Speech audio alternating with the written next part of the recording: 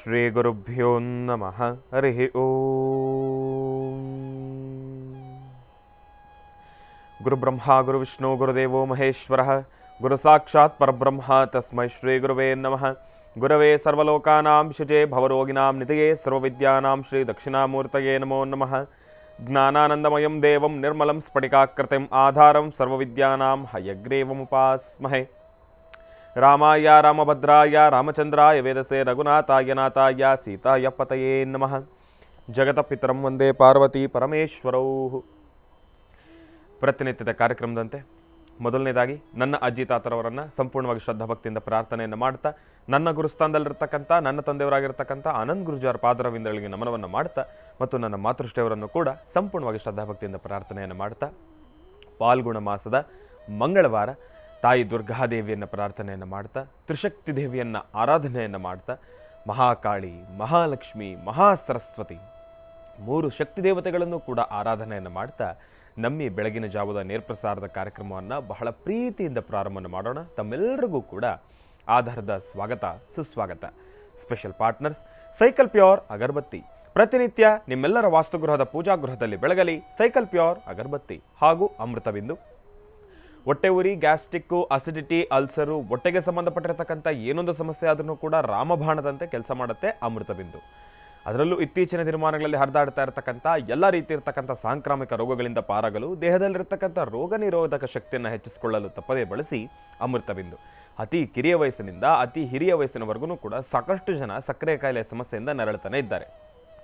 ಕೈಕಾಲುಗಳು ಉರಿ ಬರ್ತಕ್ಕಂಥದ್ದು, ಜಾಯಿಂಟ್ಸ್ ಬರ್ತಕ್ಕಂಥದ್ದು, ಇನ್ನಿತರೆ ಸಮಸ್ಯೆಗಳು ಈ ಒಂದು ಸಕ್ಕರೆ ಕಾಯಿಲೆ ಸಮಸ್ಯೆಯಲ್ಲಿ ನರಳುತ್ತಾನೆ ಇರ್ತಕ್ಕಂಥದ್ದು ಇದ್ದೇ ಇದ್ದಾರೆ. ಹಾಗಾಗಿ ಇಂಥವರಿಗೆಲ್ಲ ರಾಮಬಾಣದಂತೆ ದೇಹಕ್ಕೆ ಕಿಂಚಿತ್ತೂ ಕೂಡ ಸೈಡ್ ಎಫೆಕ್ಟ್ಸ್ ಇಲ್ಲದಿರೋ ಕೆಲಸ ಮಾಡತಕ್ಕಂಥ ಅಪ್ಪಟ ಆಯುರ್ವೇದದ ಔಷಧಿ ಅಂತಂದರೆ ಅದು ನಮ್ಮ ಮಧುಮೇಹ ನಿವಾರಣೆಯನ್ ಅಂತಲೇ ಹೇಳ್ಬೋದು. 10% ದಿನದಲ್ಲಿ ನಿಮ್ಮ ಸಕ್ಕರೆ ಕಾಯಿಲೆ ನಿಯಂತ್ರಣವನ್ನು ಸಂಪೂರ್ಣವಾಗಿ ತಾವು ಗಮನಿಸ್ಕೊಳ್ಬೋದು, ಒಂದು ಚೂರು ಕೂಡ ಸೈಡ್ ಎಫೆಕ್ಟ್ಸ್ ಇಲ್ಲದಿರ. ಹಾಗಾಗಿ ತಪ್ಪದೇ ಬಳಸಿ ಮಧುಮೇಹ ನಿವಾರಣೆಯನ್.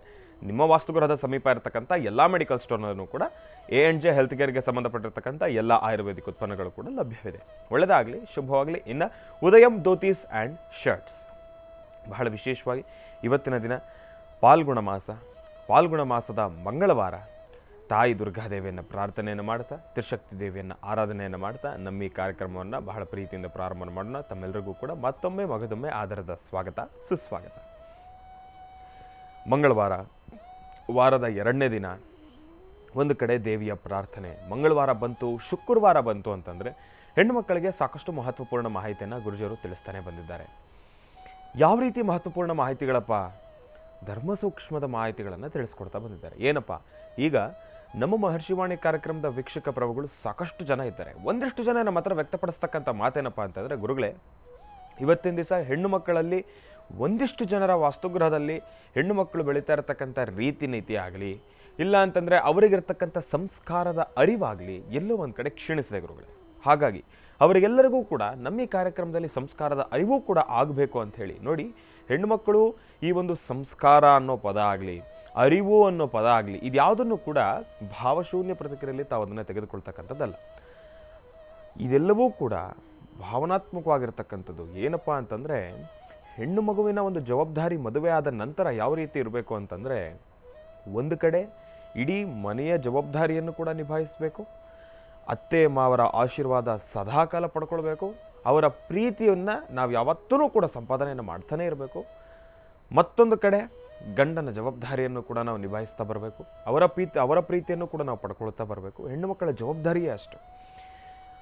ಹೆಣ್ಣು ಮಕ್ಕಳು ಇವತ್ತಿನ ದಿವಸ ನಾವೇನು ಅಂದ್ಕೊಂಡಿದ್ದೇವೆ, ಹೆಣ್ಣು ಮಕ್ಕಳು ಬರೀ ಮದುವೆ ಆಗಬೇಕು, ಮನೆಗೆ ಬರಬೇಕು, ಕೆಲಸ ಮಾಡಬೇಕು. ಹೌದು, ಹಾಂ, ಸತ್ಯ, ಸರಿ, ಅದಷ್ಟೇ ಅಲ್ಲ. ಹೆಣ್ಣು ಮಕ್ಕಳ ಜವಾಬ್ದಾರಿ ಅದು ಸಾಮಾನ್ಯವಾಗಿರ್ತಕ್ಕಂಥದ್ದಲ್ಲ. ಗಂಡು ಮಕ್ಕಳು ನಮಗೇನಪ್ಪ, ನಾವೇನು ಮಾಡ್ತೀವಿ, ಆಚೆ ಕಡೆ ಹೋಗ್ತೀವಿ, ದುಡ್ಕೊಂಡು ತೊಗೊಂಬರ್ತೀವಿ, ಮನೆಗೆ ತೊಗೊಂಬಂದು ಹಾಕ್ತೀವಿ. ನಾವು ಸೋಂಬೇರ್ತನ, ಎದ್ದೋಗಿ ಅಡುಗೆ ಮಾಡಲಿಕ್ಕಾಗತ್ತಾ? ಆಗೋದೇ ಇಲ್ಲ. ಕಸ ಗುಡಿಸ್ಲಿಕ್ಕಾಗತ್ತಾ? ಆಗೋದಿಲ್ಲ. ಯಾಕೆ ಅಂತಂದರೆ ನಮಗೊಂದು ರೀತಿ ಸೋಂಬೇರ್ತನ. ಮಾಡ್ತೀವಿ, ಇಲ್ಲ ಅಂತಲ್ಲ, ನಮ್ಮ ಕೈಯಲ್ಲಿ ಆಗದೋದು ಕೆಲಸ ಏನಿಲ್ಲ ಅಂತಲ್ಲ. ಬಟ್ ಆದರೆ ಒಂದು ಹೆಣ್ಣು ಮಗು ಮಾಡ್ತಕ್ಕಂಥ ಕೆಲಸಕ್ಕೂ, ಆಕೆ ಮಾಡ್ತಕ್ಕಂಥ ಚಾಕರಿಗೂ, ಗಂಡು ಮಕ್ಕಳಾಗಿ ನಾವು ಮಾಡ್ತಕ್ಕಂಥ ಕೆಲಸಕ್ಕೂ ಆ ಜಗಜಾಂತರ ವ್ಯತ್ಯಾಸ ಇದೆ. ಒಂದು ಹೆಣ್ಣು ಮಗುವಿನ ಜವಾಬ್ದಾರಿ ಹೇಗಿರುತ್ತೆ ಅಂತಂದರೆ, ನಾವು ಹೊರಡುವ ಆತ್ರದಲ್ಲಿ ಮೈಯನ್ನೆಲ್ಲ ಸ್ನಾನ ಮುಗಿಸ್ಕೊಂಡು ಬಂದಿದ ತಕ್ಷಣ ಮೈಯೆಲ್ಲ ಒರೆಸ್ಕೊಂಡು ಆ ಟವಲ್ನೆಲ್ಲ ಒಂದು ಕಡೆ ಹಾಕ್ಬಿಟ್ಟು ಹೋಗ್ಬಿಡ್ತೀವಿ. ಆ ಟವಲ್ಲು ಒಂದು ಮನೇಲಿ ಒಂದು ಹೆಣ್ಣುಮಗು ಇಲ್ಲ ಅಂತಂದರೆ ಗಂಡು ಮಕ್ಕಳಾಗಿ ನಾವು ಆ ಟವಲ್ನಲ್ಲಿ ಹಾಕ್ಬಿಟ್ಟು ಹೋಗ್ಬಿಟ್ಟಿದ್ರೆ ಆ ಟವಲ್ ಅಲ್ಲೇ ಒಣಗಿ ಸಂಪೂರ್ಣವಾಗಿ ಅದು ಅಲ್ಲೇ ಬಿಸಿಲಿನ ಶಾಖ ಬೀಳೋದೇ ಬೇಡ, ಅಲ್ಲೇ ಒಣಗೋಗಿರುತ್ತೆ. ಅದು ಇದ್ದಿದ್ದ ಜಾಗದಲ್ಲೇ ಬಿದ್ದಿರುತ್ತೆ ಹೊರತಾಗಿ ಯಾವಾಗಲೂ ತಿಂಗಳಿಗೆ ಒಂದು ಸತಿ ಅದನ್ನು ನೋಡಿ ಗಮನಿಸಿದಾಗ ಆಗ ನಮ್ಮ ಮನಸ್ಸಿನ ಆ ಕ್ಷಣನೂ ಕೂಡ ಕ್ಲೀನ್ ಮಾಡಬೇಕು ಅನ್ನೋ ಭಾವನೆ ಇದ್ದರೆ ಅದನ್ನು ತೆಗೆದೀವಿ. ಇಲ್ಲ ಅಂತಂದರೆ ತೆಗಿಯೋಣ ಬಿಡು, ಯಾರು ನೋಡ್ತಾರೆ ನಮ್ಮ ಮನೆಗೆ ಬಂದು ಅನ್ನೋ ಒಂದು ಭಾವನೆಯಲ್ಲಿ ಇರ್ತೀವಿ. ಆದರೆ ಹೆಣ್ಮಕ್ಳಾಗಲ್ವಲ್ಲ, ತನ್ನ ಜಾಗ, ನನ್ನ ಸಾನ್ನಿಧ್ಯ, ಇದು ನನ್ನ ಜವಾಬ್ದಾರಿ ಅಂತ ಹೇಳಿ ನಾವು ಒರೆಸ್ಕೊಂಡಿರ್ತಕ್ಕಂಥ ಟವಲ್ನೂ ಎತ್ಕೊಂಡೋಗಿ ಪಟ್ಟಂತ ರೆಡಿ ಮಾಡಿರ್ತಾರೆ. ಮತ್ತೆ ಮಾರನೇ ದಿವಸ ನಾವು ಸ್ಥಾನಕ್ಕೆ ಹೋಗಬೇಕು ಅಂತಂದರೆ ಎಲ್ಲಿರುತ್ತೆ ಟವಲ್ ನೀಟಾಗಿ ಮಡಚಿ ಆ ಜಾಗದಲ್ಲಿ ಇಡುವಂಥ ಜವಾಬ್ದಾರಿ. ನಾವು ಕೈ ಹಾಕಿದ ತಕ್ಷಣ ಅದು ಸಿಗಬೇಕು ಅಂತಂದರೆ ಒಂದು ಹೆಣ್ಣು ಮಗುವಿಗೆ ಮಾತ್ರ ಕಾರಣ. ನಾವು ತಿಂದು ಬಿಟ್ಟು ಹೋಗಿರ್ತಕ್ಕಂಥ ತಟ್ಟೆ ಅದನ್ನು ಎಷ್ಟೋ ದಿವಸ ಆದರೂ ತೊಳೆಯೋದೇ ಇಲ್ಲ ನಾವು. ಆದರೆ ಹೆಣ್ಣುಮಕ್ಳು ಆಗ ಮಾರನೇ ದಿವಸ ಮತ್ತೆ ನನ್ನ ಗಂಡ ಬಂದು ತಿನ್ನಬೇಕು, ಊಟ ಮಾಡಬೇಕು ಅಂದಿದ ತಕ್ಷಣ ಆ ತಟ್ಟೆಯನ್ನು ಶುದ್ಧಿ ಮಾಡಿ ರೆಡಿ ಇಡಬೇಕು. ನಾವು ಬಂದಿದ ತಕ್ಷಣ ನಮ್ಗೆ ಊಟ ಬಡಿಸ್ಬೇಕು. ಎಷ್ಟೋ ಜನರ ಮನೆಯಲ್ಲಿ ಅಡುಗೆನೇ ಮಾಡ್ಕೊಳ್ಳಲ್ಲ, ಈ 3 ಹೊತ್ತು ಹೋಟ್ಲಲ್ಲಿ ತಿಂತೀವಿ, ಆರೋಗ್ಯ ಕೆಡಿಸ್ಕೊಂಡ್ಬಿಡ್ತೀವಿ. ಆದರೆ ಹೆಣ್ಣು ಮಕ್ಕಳಿನ ಜವಾಬ್ದಾರಿ ತಟ್ಟೆ ತೆಳೆದಿಡಬೇಕು, ಪಾತ್ರೆ ತೊಳೆದಿಡಬೇಕು, ಮನೆಯೆಲ್ಲ ಕಸ ಗುಡಿಸ್ಬೇಕು, ರಂಗೋಲಿ ಹಾಕಬೇಕು, ಮಕ್ಕಳನ್ನ ರೆಡಿ ಮಾಡಬೇಕು, ಬಟ್ಟೆ ಒಗಿಬೇಕು, ಬರೋರ್ನೆಲ್ಲ ಆತಿಥ್ಯ ಸ್ವೀಕಾರ ಮಾಡಬೇಕು, time to time food ready ಆಗಬೇಕು, ಕರೆಕ್ಟ್ ಟೈಮ್ ಕಾಫಿ ತೊಗೊಂಬರ್ಬೇಕು. ಮತ್ತೆ ಮಾರನೇ ದಿವಸ ಕಾಫಿ ಬೇಕು ಅಂದರೆ ನೀಟಾಗಿ ಇವತ್ತಿನ ದಿವಸನೇ ಲೋಟ ಗೀಟ ಎಲ್ಲ ನೀಟಾಗಿ ಶುಚಿ ಮಾಡಿ ರೆಡಿ ಮಾಡಿ ಇಡಬೇಕು. ಇಷ್ಟೆಲ್ಲ ಜವಾಬ್ದಾರಿ ಇರತಕ್ಕಂಥ ನಮ್ಮ ಹೆಣ್ಣು ಮಕ್ಕಳನ್ನು ಎಲ್ಲೋ ಒಂದು ಕಡೆ ನಾವೇ ಕಡೆಗಣಿಸ್ಬಿಡ್ತೀವಿ. ಅವ್ರನ್ನ ಅಷ್ಟಾಗಿ ನಾವು ಲೆಕ್ಕಕ್ಕೆ ತಗೊಳ್ಳೋದೇ ಇಲ್ಲ, ಅವ್ರನ್ನ ಅಷ್ಟಾಗಿ ಗಮನಿಸೋದೇ ಇಲ್ಲ. ಒಂದು ಏನಪ್ಪ ಅಂತಂದರೆ, ಮದುವೆ ಆಗೋದಕ್ಕಿಂತ ಮುಂಚೆ ಇರ್ತಕ್ಕಂಥ ಭಾವನೆ ಮದುವೆ ಆದಮೇಲೆ ಒಂದು ವಿಚಾರದಲ್ಲಿ ಕಳ್ಕೊಂಬಿಡ್ತೀವಿ. ಏನಪ್ಪ ಅಂತಂದರೆ, ಹೆಣ್ಣು ಮಗು ಮದುವೆ ಆದಮೇಲೆ ನಮ್ಮೆಲ್ಲರ ಮನಸ್ಸಲ್ಲೂ ಒಂದು ಭಾವನೆ ಬಂದ್ಬಿಡುತ್ತೆ. ಏನಪ್ಪ, ಮದುವೆ ಆಗೋಗಿದೆಯಲ್ಲ, ತಾಳಿ ಕಟ್ಟಾಗೋಗಿದೆಯಲ್ಲ, ಅವಳು ತಾನೇ ಇನ್ನೆಲ್ಲೋಗ್ತಾಳೆ, ನಮ್ಮ ಜೊತೆನೇ ತಾನೇ ಇರ್ತಾರೆ, ಕಷ್ಟನ ಸುಖನ ನಾನು ಆಡೋ ಮಾತಾದರೂ ಅನ್ನಿಸ್ಕೊಂಡು ಇರ್ತಾರೆ ಬಿಡಪ್ಪ ಮನೆಯಲ್ಲಿ ಅನ್ನೋ ಒಂದು ಭಾವನೆ ನಮಗೆ ಬಂದ್ಬಿಡುತ್ತೆ. ಆಗ ಮೊದಲು ನಾವು ಕೊಡ್ತಕ್ಕಂಥ ಒಂದು ಇಂಪಾರ್ಟೆನ್ಸ್ನ ನಾವು ಕೊಡೋದನ್ನು ಮರೆತು ಬಿಡ್ತೀವಿ. ಹಾಗಾಗಿ ನಾನು ಹೇಳ್ತಕ್ಕಂಥದ್ದು ಏನಪ್ಪ ಅಂತಂದರೆ, ಹೆಣ್ಣು ಮಕ್ಕಳಿಗೆ ಮೊದಲನೇ ಆದ್ಯತೆ ಇರಬೇಕು ವಾಸ್ತುಗೃಹದಲ್ಲಿ. ಅವರನ್ನು ನಾವು ಪೂಜಿಸಬೇಕು, ಅವರನ್ನು ನಾವು ಆರಾಧಿಸಬೇಕು. ಯಾಕೆ ಅಂತಂದರೆ, ಒಂದು ಹೆಣ್ಣು ಮಗು ಮನೇಲಿಲ್ಲ ಅಂತಂದರೆ ಗಂಡು ಮಕ್ಕಳಾಗಿ ನಾವು ಮನೆಯನ್ನು ಶುಚಿಯಾಗಿ ಶುದ್ಧಿಯಾಗಿ ಆ ಮನೆಯಲ್ಲಿರ್ತಕ್ಕಂಥ ಶಕ್ತಿಯನ್ನು ಕಾಪಾಡ್ಕೊಳ್ಳೋದು ಎಲ್ಲೋ ಒಂದು ಕಡೆ ಅಸಾಧ್ಯ ಅನ್ನಿಸ್ಬಿಡುತ್ತೆ. ಇವತ್ತಿನ ದಿವಸ ಎಷ್ಟೋ ಜನರು ಮದುವೆ ಆಗಿಲ್ಲದೆ ಇರ್ತಕ್ಕಂಥವ್ರಾದ್ರೂ ಕೂಡ ಮನೆ ಕೆಲಸ ಮಾಡಲಿಕ್ಕೆ ಒಂದು ಹೆಣ್ಣು ಬೇಕೇ ಬೇಕು. ಗಂಡು ಮಕ್ಕಳಲ್ಲಿ ಆ ಕೆಲಸ ಆಗೋದೇ ಇಲ್ಲ. ಹೆಣ್ಣು ಮಕ್ಕಳು ಮಾಡ್ತಕ್ಕಂಥ ಕೆಲಸ ಆಗಲಿ, ಅವ್ರು ಮಾಡ್ತಕ್ಕಂಥ ಒಂದು ಶುದ್ಧಿ ಆಗಲಿ, ಅವ್ರು ಮಾಡ್ತಕ್ಕಂಥ ಒಂದು ಚಾಕರಿ ಒಬ್ಬ ಗಂಡಸು ಮಾಡೋದಕ್ಕಾಗೋದೇ ಇಲ್ಲ. ಯಾಕೆಂದರೆ ಅವರು ದೇಹವನ್ನು ದಂಡಿಸಿ ಮಾಡ್ತಾರಲ್ಲ, ಆ ರೀತಿ ಗಂಡು ಮಕ್ಳಿಗೆ ಆಗೋದಿಲ್ಲ. ಯಾಕೆಂದರೆ ಗಂಡು ಮಕ್ಕಳಿಗೆ ಆ ಕ್ಷಣ 1000 ಆಲೋಚನೆ, ಏನೋ ಒಂದು ರೀತಿ ಸ್ಟ್ರೆಸ್ಸು, ಆಯಾಸ, ಇಷ್ಟು ಮಾಡಿ ಇಷ್ಟು ಬಿಟ್ಬಿಡ್ತೀವಿ, ಅದಲ್ಲ. ಹಾಗಾಗಿ ವಾಸ್ತುಗೃಹದಲ್ಲಿ ಮೊದಲನೇದಾಗಿ ಹೆಣ್ಣು ಮಕ್ಕಳಿಗೆ ಒಂದು ಆದ್ಯತೆ ಇರಬೇಕು. ಅವರಿಗೆ ನಾವು ಪ್ರೀತಿ ವಿಶ್ವಾಸದಿಂದ ಮಾತಾಡಬೇಕು. ಮಂಗಳವಾರ ದೇವಿ ದುರ್ಗಾದೇವಿಯನ್ನು ಪ್ರಾರ್ಥನೆಯನ್ನು ಮಾಡ್ತಾ ನಾನು ಕೇಳ್ತಕ್ಕಂಥದ್ದು ಇಷ್ಟೇ. ಇನ್ನು ಮುಂದೆ ನಮ್ಮ ಮಹರ್ಷಿವಾಣಿ ಕಾರ್ಯಕ್ರಮದ ಸಮಸ್ತ ವೀಕ್ಷಕ ಪ್ರಭುಗಳು ತಾವೆಲ್ಲರೂ ಕೂಡ ನಿಮ್ಮ ವಾಸ್ತುಗೃಹದಲ್ಲಿರ್ತಕ್ಕಂಥ ಹೆಣ್ಣು ಮಕ್ಕಳಿಗೆ ಗೌರವಿಸಿ, ಹೆಣ್ಣು ಮಕ್ಕಳಿಗೆ ಒಂದೊಳ್ಳೆ ಆದ್ಯತೆಯನ್ನು ಕೊಡಿ. ತಾಯಿ ದುರ್ಗಾದೇವಿಯ ಸಂಪೂರ್ಣ ಕೃಪಾಶೀರ್ವಾದ ಸದಾಕಾಲ ನಿಮ್ಮ ಮೇಲೆ ಇರುತ್ತೆ ಎಂಬತಕ್ಕಂಥ ಮಾತನ್ನು ಹೇಳ್ತಾ, ಒಳ್ಳೆಯದಾಗಲಿ, ಶುಭವಾಗಲಿ. ಇನ್ನು ಬಹಳ ವಿಶೇಷವಾಗಿ ತಮ್ಮನ್ನೆಲ್ಲರೂ ಕೂಡ ಬಹಳ ಪ್ರೀತಿಯಿಂದ ಕಾರ್ಯಕ್ರಮಕ್ಕೆ ಸ್ವಾಗತಿಸಿರ್ತಕ್ಕಂಥದ್ದಾಯಿತು. ಅದರಲ್ಲೂ ಪ್ರತ್ಯೇಕವಾಗಿ ಮಂಗಳವಾರ ಆದ ಕಾರಣದಿಂದ ಹೆಣ್ಣು ಮಕ್ಕಳ ಬಗ್ಗೆ ಸಾಕಷ್ಟು ವಿಚಾರಗಳನ್ನು ತಿಳಿಸ್ತಾ ಇದ್ದೆ. ಇನ್ನು ಲಕ್ಷ್ಮೀ ಭೂವರಹ ಸ್ವಾಮಿ ಸಾಲಿಗ್ರಾಮ ಕ್ಷೇತ್ರ ನಮ್ಮ ನಿಮ್ಮೆಲ್ಲರಿಗೂ ಕೂಡ ಬಹಳ ಪ್ರೀತಿದಾಯಕವಾಗಿರ್ತಕ್ಕಂಥ ಕ್ಷೇತ್ರ ಅಂತಲೇ ಹೇಳ್ಬೋದು. ಇವತ್ತಿನ ದಿವಸ ಎಷ್ಟೋ ಜನರ ಭಾವನೆಗಳು ಹೇಗಿದೆ ಅಂತಂದರೆ, ಅವರು ಬಂದು ನಮ್ಮ ಹತ್ರ ವ್ಯಕ್ತಪಡಿಸ್ತಕ್ಕಂಥವ್ರ ಪ್ರತಿಕ್ರಿಯೆ ಹೇಗಿದೆ ಅಂತಂದರೆ, ಗುರುಜಿ, ನಾವು ಈ ಸಾನ್ನಿಧ್ಯಕ್ಕೆ ಬಂದಾಗ ಎಲ್ಲೋ ಯಾವುದೋ ದೇವಸ್ಥಾನಕ್ಕೋ, ಇಲ್ಲ ಅಂತಂದರೆ ಯಾವುದೋ ಟೂರಿಸ್ಟ್ ಪ್ಲೇಸ್ಗೋ, ಇಲ್ಲ ಅಂತಂದರೆ ಮನೆಯಿಂದ ಒಂದು ಸ್ವಲ್ಪ ದೂರ ಇದೆ, ಇಲ್ಲೊಂದು ಭೂವರಹ ಕ್ಷೇತ್ರ ಇದೆ, ಈ ಕ್ಷೇತ್ರಕ್ಕೆ ನಾವು ಬಂದ್ವಿ ಹೋದ್ವಿ ಅನ್ನೋ ಒಂದು ಭಾವನೆನಲ್ಲೋ, ಇಲ್ಲಿ ಬಂದ್ವಿ ಭಗವಂತನ ದರ್ಶನ ಮಾಡಿದ್ವಿ ಅನ್ನೋ ಒಂದು ರೀತಿ ನೀತಿನಲ್ಲೋ ನಮಗೆ ಕ್ಷೇತ್ರ ಅನಿಸೋದೇ ಇಲ್ಲ ಗುರುಗಳೇ. ನಮಗೇನೋ ಒಂದು ರೀತಿ ತವ್ರ ಮನೆ ಅನಿಸುತ್ತೆ. ಎಷ್ಟೋ ಜನ ಹೆಣ್ಮಕ್ಳು ಬಂದು ಕಣ್ಣಲ್ಲಿ ನೀರು ಹಾಕೊಂಡ್ಬಿಡ್ತಾರೆ. ಗುರುಗಳೇ, ಇಲ್ಲಿ ಬಂದರೆ ಒಂದು ರೀತಿ ತವ್ರ ಮನೆಯ ಒಂದು ಮನೋಭಾವ. ಯಾಕೆ ಅಂತಂದರೆ, ಬಂದಾಗ ಎಲ್ಲರೂ ಕೂಡ ಅಷ್ಟೇ ಪ್ರೀತಿಯಿಂದ ಸ್ವಾಗತಿಸ್ತಕ್ಕಂಥದ್ದಾಗಲಿ, ಅಲ್ಲಿ ಬಂದಾಗ ಆ ಒಂದು ಸಿಗೋದೇ ಒಂದು ಹಿಡಿ ಅಕ್ಕಿ, ಆ ಅಕ್ಕಿ ನಮಗೆ ಸಿಕ್ಕಿದಾಗ ಆ ಒಂದು ಮಡ್ಲಕ್ಕಿಯ ರೂಪದಲ್ಲಿ ನಮಗೆ ಬಂದಾಗ ಏನೋ ಒಂದು ರೀತಿ ಶಕ್ತಿ, ಏನೋ ಒಂದು ರೀತಿ ಖುಷಿ. ನನ್ನ ವಾಸ್ತುಗೃಹದಲ್ಲಿರ್ತಕ್ಕಂಥ ನನ್ನ ತಾಯಿನೇ, ನನ್ನ ಸ್ವಂತ ತಾಯಿನೇ ನನಗೆ ಮಡ್ಲಕ್ಕಿ ತುಂಬ್ತಾ ಇದ್ದಾಳೇನೋ ಒಂದು ಎಂಬತಕ್ಕಂಥ ಒಂದು ರೀತಿ ಭಾವನೆ. ಅದೆಲ್ಲವನ್ನು ಕೂಡ ಹಂಚ್ಕೊಂಡಾಗ ನಮಗೂ ಕೂಡ ಏನೋ ಒಂದು ರೀತಿ ಖುಷಿ. ಯಾಕೆ ಅಂತಂದರೆ ಎಲ್ಲವೂ ಕೂಡ ಆ ತಾಯಿಯ ಪ್ರಸಾದ ಅಲ್ವಾ. ಹಾಗಾಗಿ ಆ ತಾಯಿಯ ಪ್ರಸಾದ ಇಷ್ಟು ಸಂತೃಪ್ತಿಯಾಗಿ ವಿತರಣೆ ಆಗ್ತಾ ಇದೆಯಲ್ಲ, ಎಲ್ಲರೂ ಕೂಡ ಅದರಿಂದ ಬಹಳ ಸಂತೋಷ ಪಡ್ತಾ ಇದ್ದಾರಲ್ಲ, ಅವರ ಸಂತೋಷವನ್ನು ವ್ಯಕ್ತಪಡಿಸ್ತಾ ಇದ್ದಾರಲ್ಲಪ್ಪ ಈ ಒಂದು ಮಹಾಕಾಯಕದಿಂದ ಎಂಬತಕ್ಕಂಥ ಒಂದು ಮಹದಾಸೆ, ಆ ಒಂದು ಸಂತೋಷ ಸದಾಕಾಲ ನಮ್ಮನ್ನು ಭಾವಿಸ್ತಾನೆ ಇರುತ್ತೆ. ಹಾಗಾಗಿ ಭೂವರಹ ಸ್ವಾಮಿಯ ಕ್ಷೇತ್ರ ಎಷ್ಟೋ ಜನ ಮೃತ್ತಿಗೆ ಪ್ರಸಾದದ ಅನುಷ್ಠಾನವನ್ನು ಮಾಡ್ತಾ ಇರತಕ್ಕಂಥವ್ರು ಅವರ ಕೆಲಸಗಳನ್ನು ಕಾರ್ಯಸಿದ್ಧಿಪಡಿಸ್ಕೊಂಡು ಇವತ್ತಿನ ದಿವಸ ಆಶ್ರಮಕ್ಕೆ ಬರ್ತಾ ಇದ್ದಾರೆ. ಆದರೆ ಒಂದಿಷ್ಟು ಜನ ಒಂಚೂರು ತಲೆ ಕೆಡಿಸ್ಕೊಳ್ತೀರಿ. ಏನಪ್ಪ ಅಂತಂದರೆ 48 ದಿನಗಳ ಆಗಿದೆ ಗುರುಗಳೇ, ನಮ್ಮ ಕೆಲಸ ಪ್ರಾರಂಭ ಆಗಿದೆ, ಆದರೆ ಇನ್ನೂ ಸಂಪನ್ನಗೊಂಡಿಲ್ಲ ಅಂತ ಹೇಳಿ ಒಂದಿಷ್ಟು ಜನರ ಮಾತಿದೆ. ಆದರೆ ತಮ್ಮೆಲ್ಲರಿಗೂ ಕೂಡ ಒಂದು ವಿಚಾರವನ್ನು ತಿಳಿಸ್ತಾ ಇದ್ದೀನಿ. ಎಷ್ಟೋ ಜನ ಈ ಒಂದು ಭಾವನೆಯಲ್ಲಿ ಇರ್ತಕ್ಕಂಥವ್ರು 48 ದಿನ ಆದಮೇಲೆ ಅದಾಗಿ 1 ವಾರಕ್ಕೋ 2 ವಾರದ ಒಳಗಡೆ ಅವ್ರ ಕೆಲಸ ಸಂಪನ್ನ ಆಗಿ ಮತ್ತೊಮ್ಮೆ ಕ್ಷೇತ್ರಕ್ಕೆ ಬಂದು ಅವ್ರ ಕೈಲಾಗಿರ್ತಕ್ಕಂಥ ಸೇವೆಯನ್ನು ಸಲ್ಲಿಸ್ತಾ ಇರ್ತಕ್ಕಂಥವ್ರಿದ್ದಾರೆ.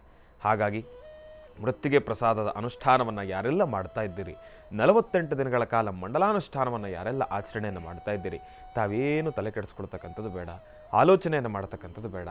ನಿಮ್ಮ ಶ್ರಮ, ತಾವು ಎಷ್ಟು ಶ್ರದ್ಧಾಭಕ್ತಿಯಿಂದ ಅಚಲ ಪ್ರಾರ್ಥನೆಯೊಂದಿಗೆ ನೆಮ್ಮದಿಯುತವಾಗಿರ್ತಕ್ಕಂಥ ಒಂದು ಮನಸ್ಸಿನಿಂದ ತಾವು ಪೂಜಾನುಷ್ಠಾನವನ್ನು ಮಾಡಿ ಫಲಾಫಲ ಭಗವಂತನ ಮೇಲೆ ಬಿಡಿ.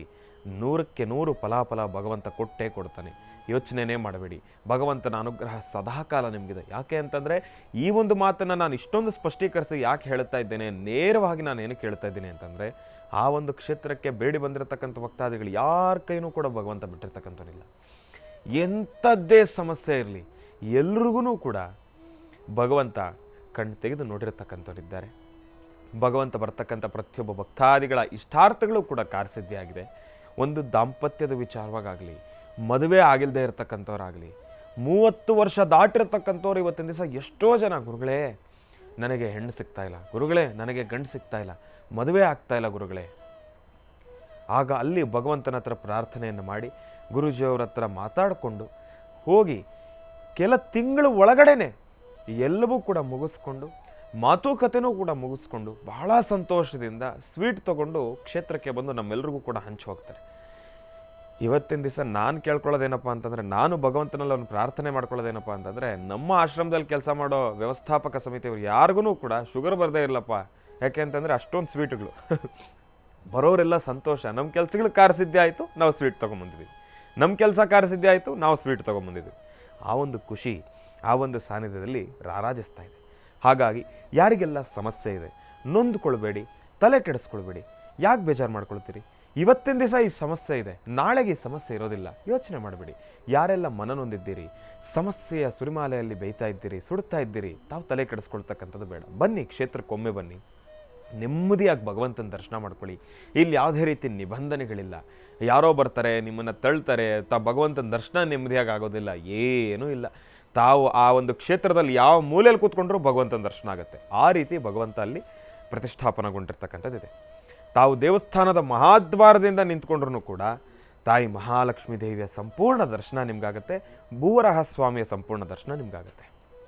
ಮತ್ತು ಅಭಿಷೇಕವನ್ನು ಮಾಡಿಸ್ತಕ್ಕಂಥವ್ರು ಅವರು ಅಷ್ಟೇ ಶ್ರದ್ಧೆಯಿಂದ ಉಪವಾಸದಿಂದ ಬರ್ತಾರೆ, ಪಂಚ ಉಟ್ಕೊಂಡ್ಬರ್ತಾರೆ, ಭಗವಂತನಿಗೆ ಅಭಿಷೇಕ ಮಾಡ್ತಾರೆ. ಆಮೇಲೆ ದೇವಸ್ಥಾನದಲ್ಲಿ ಸಿಗ್ತಕ್ಕಂಥ ಪ್ರಸಾದವನ್ನು ಸ್ವೀಕಾರ ಮಾಡ್ತಾರೆ. ಹೋಗಿ 1 ವಾರ 2 ವಾರದಲ್ಲೆಲ್ಲ ನನ್ನ ಕೆಲಸ ಕಾರ್ಯಸಿದ್ಧಿ ಆಯಿತು ಗುರುಗಳೇ, ನಾನು ಮತ್ತೊಮ್ಮೆ ಬಂದಿದ್ದೇನೆ. ಹಾಗಾಗಿ ಯಾರೆಲ್ಲ ಕ್ಷೇತ್ರಕ್ಕೆ ಬರ್ತಕ್ಕಂಥವ್ರು ಈಗಲಿಗೂ ಕೂಡ ಇಚ್ಛಿಸ್ತಕ್ಕಂಥವ್ರು ತಾವೆಲ್ಲರೂ ಕೂಡ ಬನ್ನಿ. ಸರ್ವರಿಗೂ ಕೂಡ ಆಧಾರದ ಸ್ವಾಗತ. ತಾವು ಬನ್ನಿ, ಭಗವಂತನ ದರ್ಶನವನ್ನು ಮಾಡಿ. ಪ್ರತಿನಿತ್ಯವೂ ಕೂಡ ಗುರುಜಿಯವರು ನಮಗೊಂದು ಅವಕಾಶ ಕೊಟ್ಟಿದ್ದಾರೆ ಅಭಿಷೇಕಕ್ಕಾಗಿ. ಬೆಳಗ್ಗೆ 9 ಗಂಟೆಯಿಂದ 11:30ವರೆಗೂ ಕೂಡ ಸಾಲಿಗ್ರಾಮ ಅಭಿಷೇಕಕ್ಕೆ ಅವಕಾಶ ಇರುತ್ತೆ. ಬನ್ನಿ, ವಾರದುದ್ದಕ್ಕೂ ಕೂಡ ತಾವು ಭಗವಂತನ ದರ್ಶನವನ್ನು ಮಾಡ್ಬೋದು. ಭಗವಂತನ ದರ್ಶನ ಸದಾಕಾಲ ತಮಗೆ ತೆರೆದಿರ್ತಕ್ಕಂಥದ್ದಿದೆ. ದರ್ಶನ ಮಾಡ್ಕೊಳ್ಳಿ, ನಿಮ್ಮ ಇಷ್ಟಾರ್ಥಗಳೆಲ್ಲವೂ ಕೂಡ ಕಾರ್ಯಸಿದ್ಧಿ ಆಗುತ್ತೆ. ಒಳ್ಳೆಯದಾಗಲಿ, ಶುಭವಾಗಲಿ. ಇನ್ನು ಈಗ ನಮ್ಮ ಪ್ರೀತಿಯ ಗುರುಗಳನ್ನು ಕಾರ್ಯಕ್ರಮಕ್ಕೆ ಸ್ವಾಗತಿಸ್ತಕ್ಕಂಥ ಸಮಯ. ಶ್ರೀಯುತರು ಸಾಮುದ್ರಿಕ ಶಿರೋಮಣಿ, ಸ್ವರ ಸರ್ವಜ್ಞ, ದರ್ಪಣಾಂಜನ, ಚಕ್ಷುರ್ಮತಿ ವಿದ್ಯಾನಿಪುಣ, ಶ್ರೀ ವಿದ್ಯೋಪಾಸಕರತ್ನ, ಅಥರ್ವಣ ಪರಿಹಾರ ಪ್ರವೀಣರು ಮತ್ತು ವನಸಿರಿ ಆಯುರ್ವೇದ ರತ್ನರು, ನಮ್ಮ ನಿಮ್ಮೆಲ್ಲರ ಪ್ರೀತಿಯ ಅಚ್ಚುಮೆಚ್ಚಿನ ಮಹರ್ಷಿ ಮಂದಿರ ಬ್ರಹ್ಮರ್ಷಿ ಆನಂದ ಸಿದ್ಧಿಪೀಠಂನ ಸಂಸ್ಥಾಪಕರು, ಖ್ಯಾತ ಜ್ಯೋತಿಷಿಗಳು ಶ್ರೀ ಶ್ರೀ ಶ್ರೀ ಡಾಕ್ಟರ್ ಮಹರ್ಷಿ ಆನಂದ್ ಗುರುಜಿಯವರನ್ನು, ನನ್ನ ತಂದೆಯವರನ್ನು ಪ್ರೀತಿಪೂರ್ವಕವಾಗಿ ಭಕ್ತಿಪೂರ್ವಕವಾಗಿ ಕಾರ್ಯಕ್ರಮಕ್ಕೆ ಸ್ವಾಗತಿಸೋಣ. ಗುರುಗಳೇ, ಕಾರ್ಯಕ್ರಮಕ್ಕೆ ಸ್ವಾಗತ, ಸುಸ್ವಾಗತ. ಓಂ ಜಾತವೇದಸೇ ಸನವಾಮ ಸೋಮರಾತೀತೋ ನಿದಹಾತಿ ವೇದಾಃ ಸನಃಪರ್ಷತದ ದುರ್ಗಾಣಿ ವಿಶ್ವಾನಾವೇವ ಸಿಂಧುಂ ದುರಿತಾತ್ಯಗ್ನಿಃ ತ್ವಾಮಗ್ನಿವರ್ಣಾಂತಮಸಾಜ್ವಲಂತೀಂ ವೈಲೋಚನೀಂ ಕರ್ಮಫಲೇತು ತುಷ್ಟಾಂ ದುರ್ಗಾಂ ದೇವೀಗುಂ ಶರಣಮಹಂ ಪ್ರಪದ್ಯೇಂ ಸುತರಸುತರಸೇ ನಮಃ. ಪದ್ಮಾನನೆ ಪದ್ಭೋಯ್ ಪದ್ಮಪತ್ರೇ ಪದ್ಮಪ್ರಿಯೇ ಪದ್ಮದಲಾಯತಾಕ್ಷೀಂ ವಿಶ್ವಪ್ರಿಯೇ ವಿಷ್ಣುಮನೋನುಕೂಲೆ ತ್ವತ್ಪಾದಪದ್ಮಂ ಮಯಿ ಸನ್ನಿಧತ್ಸ್ವ. ಯಾಸಾ ಪದ್ಮಾಸನಸ್ಥಾ ವಿಫಲಕಟತಟೀ ಪದ್ಮಪತ್ರಾಯತಾಕ್ಷೀಂ ಶ್ರೀಂ ಅಂಬಾಂ ಭಗವತೀಂ ಶ್ರೀಂ ಲಲಿತಾಂ ರಾಜರಾಜೇಶ್ವರೀಂ ಹರಿಂ ಕಾರಾಸನಗರ್ಭದಾಂ ನಲಸಿಕಾಂ ಸೋಂ ಕ್ಲೀಂ ಕಳಾಂ ಬಿಭ್ರದೀಂ ಸವರ್ಣಾಂ ವರದಾರಣೀಂ ಚ ವರಸದಾಂ ದೌತಾಂ ತನಿತ್ರೋಜ್ವಲಾಂ ಒಂದೇ ಪೃಷ್ಠಕಪಾಸಮಂಕುಶಧಿರಾಂ ಸೃಗ್ಭೂಷಿತಾಂ ಉಜ್ವಲಾಂ ತ್ವಾಂ ಗೌರೀಂ ತ್ರಿಪುರಾಂ ಫರಾತ್ವರಕಲಾಂ ಶ್ರೀಚಕ್ರಸಂಚಾರಣೀಂ ಶ್ರೀಂ ಅಂಬಾಯ ನಮಃ ಜಗದಂಬಿಕಾಯ ನಮಃ ಲಲಿತಾಂಬಿಕಾಯ ನಮಃ ದುರ್ಗಾಂಬಿಕಾಯ ನಮಃ ಕ್ಷೇತ್ರಪಾಲಿನೇ ನಮಃ ಕ್ಷೇತ್ರೇಶೇ ನಮಃ ಓಂ ನವದುರ್ಗಾಯ ನಮಃ ತ್ರಿಕಾಲಗ್ನಸಂಪನ್ನೇ ನಮಃ ಭುವನೇಶ್ವರಿಯೇ ನಮಃ ಲಲಿತಾ ರಾಜರಾಜೇಶ್ವರಿ ದೇವತಾಭ್ಯೋ ನಮಃ. ದೇವಿಯನ್ನು ಪ್ರಾರ್ಥನೆ ಮಾಡ್ತಾ ಸರ್ವರಿಗೂ ಸಕಲರಿಗೂ ಸಹಿತ ಮಹರ್ಷಿವಾಣಿ ಕಾರ್ಯಕ್ರಮದ ಈ ಬೆಳಗಿನ ಈ ಒಂದು ಶುಭೋದಯದ ಈ ವಿಶೇಷವಾದಂಥ ಕಾರ್ಯಕ್ರಮ ತಮ್ಮೆಲ್ಲರ ಜೀವನದಲ್ಲಿ ಒಂದು ಸುಂದರವಾದ ಬೆಳಕಾಗಲಿ. ಮಹರ್ಷಿವಾಣಿ ಕಾರ್ಯಕ್ರಮವನ್ನು ಭಾಳಷ್ಟು ಹತ್ತಿರಕ್ಕೆ ಎದೆಗಪ್ಪಿಕೊಂಡು ನೋಡುವಂತಹ ನನ್ನ ಅಭಿಮಾನಿ ದೇವರುಗಳು ಸಾಕಷ್ಟು ಜನ ಇದ್ದೀರಿ. ಹಾಗೆ ಪ್ರತಿಯೊಬ್ಬರಲ್ಲೂ ಸಹಿತ ಒಂದು ಕೋರಿಕೆ ಏನಪ್ಪ ಅಂದರೆ, ಪ್ರಸ್ತುತ ಇರತಕ್ಕಂತಹ ಇವತ್ತಿನ ಪರಿಸ್ಥಿತಿಗಳು ಮಳೆ ಇಲ್ದಿರ ಸಾಕಷ್ಟು ಜನ ಪರಿತಪಿಸ್ತಾ ಇದ್ದಾರೆ. ರೈತ ಬಾಂಧವರು ಗಗನದತ್ತ ತಲೆ ಮಾಡಿ ನೋಡುವಂಥ ಕಾಲ ಆಗಿದೆ. ಯಾಕೆಂದರೆ ಕುಡಿಲಿಕ್ಕೆ ನೀರಿಲ್ಲ, ಭೂಮಿಗೆ ನೀರಿಲ್ಲ. ಜ್ಞಾನ ಇರ್ತಕ್ಕಂಥವ್ರು ಪರಿಸ್ಥಿತಿ ನಾವು ಅರ್ಥ ಮಾಡಿಕೊಂಡು ದುಡ್ಡು ಕಾಸು ಕೊಟ್ಟಾದರೂ ನೀರನ್ನ ಪರ್ಚೇಸ್ ಮಾಡಿ ತೊಗೊಂಡು ಕುಡಿದು ಬಿಡ್ತೀವಿ. ಆದರೆ ದನಕರುಗಳಾಗಲಿ, ಪ್ರಾಣಿ ಪಕ್ಷಿಗಳಾಗಲಿ, ಕ್ರಿಮಿಕೀಟಗಳಿಗಾಗಲಿ ಇದರ ಪರಿಸ್ಥಿತಿ ಏನು? ಈ ಸುಂದರವಾದಂಥ ಪ್ರಕೃತಿಯಲ್ಲಿ ವಾಸ ಮಾಡ್ತಕ್ಕಂತಹ ನಮ್ಮೆಲ್ಲರಿಗೂ ಸಹಿತ ಬರೀ ನಮ್ಮ ಚಿಂತನೆ ಮಾತ್ರ ಮಾಡಿದಿರ ಎಲ್ಲರ ಬಗ್ಗೆ ಚಿಂತನೆ ಮಾಡುವಂತಹ ಒಂದು ಜ್ಞಾನವನ್ನು ಭಗವಂತ ನಮಗೆ ಕೊಟ್ಟಿದ್ದಾನೆ. ಒಮ್ಮೆ ಪರೀಕ್ಷೆ ಮಾಡ್ತಾನೆ. ಮನುಷ್ಯ ಸ್ವಾರ್ಥಿ ನಿಜ, ಆದರೆ ಆತ ಎಷ್ಟು ಸ್ವಾರ್ಥವಾಗಿ ಆಲೋಚನೆ ಮಾಡ್ಬೋದು ಎಂಬತಕ್ಕಂಥದ್ದನ್ನು ಆತ ಪರೀಕ್ಷೆ ಮಾಡ್ತಾನಂತೆ. ಬಹುಶಃ ನನಗನ್ಸಿದ ಮಟ್ಟಿಗೆ ಇದು ಪರೀಕ್ಷೆಯ ಕಾಲವೇನೋ. ಹಾಗಾಗಿ ಮಳೆ ಎಂಬತಕ್ಕಂಥದ್ದು ಬಹಳ ದೂರಕ್ಕೆ ಹೋಗ್ತಾ ಇದೆ. ಮಳೆ ಇಲ್ಲ. ಒಂದಷ್ಟು ಪ್ರಾಂತ್ಯದಲ್ಲಿ ಮಳೆ ಆಗಿದೆ, ಆದರೂ ಆಗಬೇಕಾಗಿರ್ತಕ್ಕಂಥ ಸ್ಥಳಗಳಲ್ಲಿ ಮಳೆ ಇಲ್ಲ. ಉತ್ತರ ಕರ್ನಾಟಕದ ಜನತೆ ಮಳೆ ಇಲ್ದಿರ ಪರಿತಪಿಸುವಂತಹ ಕಾಯಕ ಎದುರಾಗ್ತಾ ಇದೆ. ಹಾಗೆ ಮಳೆಗಾಗಿ ಎಲ್ಲೆಲ್ಲಿ ಮಳೆ ಇಲ್ಲ ಅಥವಾ ಎಲ್ಲೆಲ್ಲಿ ಕೆರೆ ಬಾವಿಗಳು ಬತ್ತು ಹೋಗ್ತಾ ಇದೆ, ಅದರಲ್ಲೂ ಹರಿಯೋ ನೀರಿಲ್ಲ, ಎಲ್ಲ ಕಡೆನೂ ಸಮಸ್ಯೆ ಅಂತಾದಾಗ ಸಾಮೂಹಿಕವಾದಂಥ ಒಂದು ಪ್ರಾರ್ಥನೆ ಮಾಡಿ, ಭಗವಂತ ಇನ್ನು ಪರೀಕ್ಷೆ ಬೇಡಪ್ಪ, ಶೀಘ್ರವಾಗಿ ವರ್ಣನ ಕೃಪೆ ಆಗಲಿ ಎಂಬತಕ್ಕಂಥ ಒಂದು ಮಹಾಚಿಂತನೆಯನ್ನು ನಾವೆಲ್ಲರೂ ಮಾಡಬೇಕಾಗಿದೆ. ನಿನ್ನೆ ಮೈಸೂರಲ್ಲಿ ಒಂದು ಅದ್ಭುತವಾದಂತಹ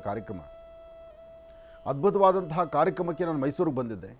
ಆದರೆ ಮೈಸೂರಲ್ಲಿ ಸಹಿತ ಮೈಸೂರು ಬಹಳ ಸುಂದರವಾದಂತಹ ನಗರಿ. ಅದು ಮೈಸೂರು ಬಹಳ ಸುಂದರವಾದ ನಗರಿ. ಸಾಕಷ್ಟು ಜನ ಯಾತ್ರಿಕರನ್ನ ಕೈಬೀಸಿ ಕರೀತಕ್ಕಂತಹ ಮಹಾನಗರ ಅದು. ಅಂತಹ ಮೈಸೂರಿನಲ್ಲಿ ಅರಮನೆಯ ಪ್ರಾಂತ್ಯ, ಸುತ್ತಮುತ್ತ ಪ್ರಾಂತ್ಯಗಳಲ್ಲಿ ಮಳೆ ಇಲ್ಲದೇ ಸಾಕಷ್ಟು ಸಮಸ್ಯೆ ನೋಡ್ತಾ ಇದ್ದಾರೆ. ಆ ಬಿಸಿಲಿನ ಧಗೆ ಎಂಬತಕ್ಕಂಥದ್ದು ಇದೆಯಲ್ಲ, ಹಬ್ಬ ತಡಿಲಿಕ್ಕೆ ಆಗದಷ್ಟು. ನಿನ್ನೆ ಕಾರ್ಯಕ್ರಮದಲ್ಲಿ ಕೂತಿರುವಷ್ಟು ಕಾಲ ಮಳೆ ಇಲ್ದಿರ ಆ ಧಗೆ, ಆ ಬಿಸಿಲು ವಾತಾವರಣ, ಬಿಸಿ ಇದ್ದಂಥ ಸ್ಥಳ ನೋಡಿದ್ರೆ ತುಂಬ ಸಂಕಷ್ಟ. ಆದರೆ ಅದೆಲ್ಲ ಒಂದಾದರೆ ಅಲ್ಲಿ ಷಷ್ಠಪೂರ್ತಿ ಶಾಂತಿ ನಡೀತಿತ್ತಲ್ಲ. ವಯಸ್ಸಾಗಿರ್ತಕ್ಕಂಥ ಹಿರಿಯರನ್ನ, ಆ ತಂದೆ ತಾಯಂದರನ್ನ ಕೂಡಿಸಿ ಷಷ್ಠಪೂರ್ತಿ ಶಾಂತಿ ಮಾಡಿ ಅವರಲ್ಲಿ ಆ ಮುಖದಲ್ಲಿದ್ದಂತಹ ನಗುಮುಖವನ್ನು, ಆ ಮುಖದಲ್ಲಿದ್ದಂತಹ ಮಂದಹಾಸವನ್ನು ನೋಡಿದಾಗ ನಿಜಕ್ಕೂ ಬಹಳ ಸಂತೋಷ ಆಯಿತು. ನಿನ್ನೆ ಯಾರೆಲ್ಲ ಷಷ್ಠಪೂರ್ತಿ ಶಾಂತಿಯನ್ನು ಮಾಡಿಸ್ಕೊಂಡಿದ್ದೀರಿ, ಯಾರೆಲ್ಲ ಷಷ್ಠಪೂರ್ತಿ ಕಾರ್ಯಕ್ರಮದಲ್ಲಿ ತಾವು ಭಾಗವಹಿಸಿದ್ದೀರಿ ಮೈಸೂರಿನ ಪ್ರಾಂತ್ಯದಲ್ಲಿ, ನಿಜಕ್ಕೂ ನಿಮ್ಮಗಳ ಜೀವನ ಪಾವನ ಅಂತ. ಯಾಕೆ ಅಷ್ಟು ವಯಸ್ಸಾಗಿರ್ತಕ್ಕಂಥ ಹಿರಿಯರನ್ನು ಒಂದು ವೇದಿಕೆಯಲ್ಲಿ ನೋಡುವಂಥದ್ದು, ದಂಪತಿಗಳ ಸಮೇತ ನೋಡುವಂಥದ್ದು ಅದೃಷ್ಟವೇ ಸರಿ. ಒಳ್ಳೆಯದಾಗಲಿ, ಶುಭವಾಗಲಿ. ಇನ್ನು ಬಹಳ ವಿಶೇಷವಾಗಿ ಇಂದಿನ ಭಾಗದಲ್ಲಿ ಗುರುಗಳನ್ನು ಬಹಳ ಪ್ರೀತಿಯಿಂದ ಕಾರ್ಯಕ್ರಮಕ್ಕೆ ಸ್ವಾಗತಿಸಿರ್ತಕ್ಕಂಥದ್ದಾಯಿತು. ಇನ್ನು ಈಗ ಇವತ್ತಿನ ದಿನದ ವಿಶೇಷತೆ, ಪಂಚಾಂಗ ಶ್ರವಣ, ಅದೆಲ್ಲವನ್ನು ಕೂಡ ತಿಳ್ಕೊಳ್ಬೇಕಲ್ವಾ. ಹಾಗಾಗಿ ಈಗ ಪ್ರಾರಂಭವನ್ನು ಮಾಡೋಣ ದಿನ ವಿಶೇಷ.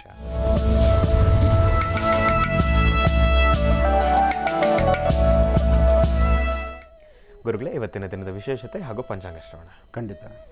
ಭಗವತೀಂ ಶ್ರೀಂ ಲಲಿತಾಂ ರಾಜರಾಜೇಶ್ವರಿ ನಮಃ. ಚಕ್ರೇಶ್ವರಿ ಬಾಲಾತ್ ತ್ರಿಪುರ ಸುಂದರಿ ದೇವತಾಭ್ಯೋ ನಮಃ. ಗುರುಬ್ರಹ್ಮ ಗುರುವಿಷ್ಣು ಗುರುದೇವೋ ಮಹೇಶ್ವರ ಗುರು ಸಾಕ್ಷಾತ್ ಪರಬ್ರಹ್ಮ ತಸ್ಮೈ ಶ್ರೀ ಗುರುವೇ ನಮಃ. ಗುರುವೇ ಸರ್ವಲೋಕಾನಾಂ ವಿಷಜೇ ಭವರೋಗಿಣಾಂ ನಿಧೇ ಸರ್ವವಿದ್ಯಾನಾಂ ಶ್ರೀಂ ದಕ್ಷಿಣಾಮೂರ್ತಿ ನಮೋ ನಮಃ. ಗುರುವೇ ಗುರುತ್ರ ಮಹಾಶಕ್ತಿರ ದೇವತಾಭ್ಯೋ ನಮಃ. ಸರ್ವಸ್ವರೂಪಿ ಸರ್ವೇಶಿ ಸರ್ವಶಕ್ತಿ ಸಮನ್ವಿತೇ ನಮೋ ನಮಃ. ಶ್ರೀ ಶೋಭಕೃತ್ನಾಮ ಸಂವತ್ಸರೆ ಉತ್ತರಾಯಣಿ ಶಿಶಿಋತು ಪಾಲ್ಗುಣ ಮಾಸ ಶುಕ್ಲಪಕ್ಷ 19/3/2024 ಮಂಗಳವಾರ, ದಶಮಿ, ಪುನರ್ವಸು ನಕ್ಷತ್ರ. ಇವತ್ತು ಶ್ರೀಕಂಠೇಶ್ವರನಿಗೆ ವಿಶೇಷವಾಗಿರ್ತಕ್ಕಂಥ ಶ್ರೀಕಂಠಮಡಿ ಉತ್ಸವ.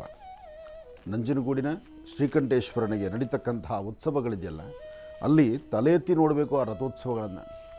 ನಂಜನಗೂಡು ರಥೋತ್ಸವ ಅಂದರೆ ಎಂಥವ್ರಿಗೂ ಒಂದು ಸಂಭ್ರಮ.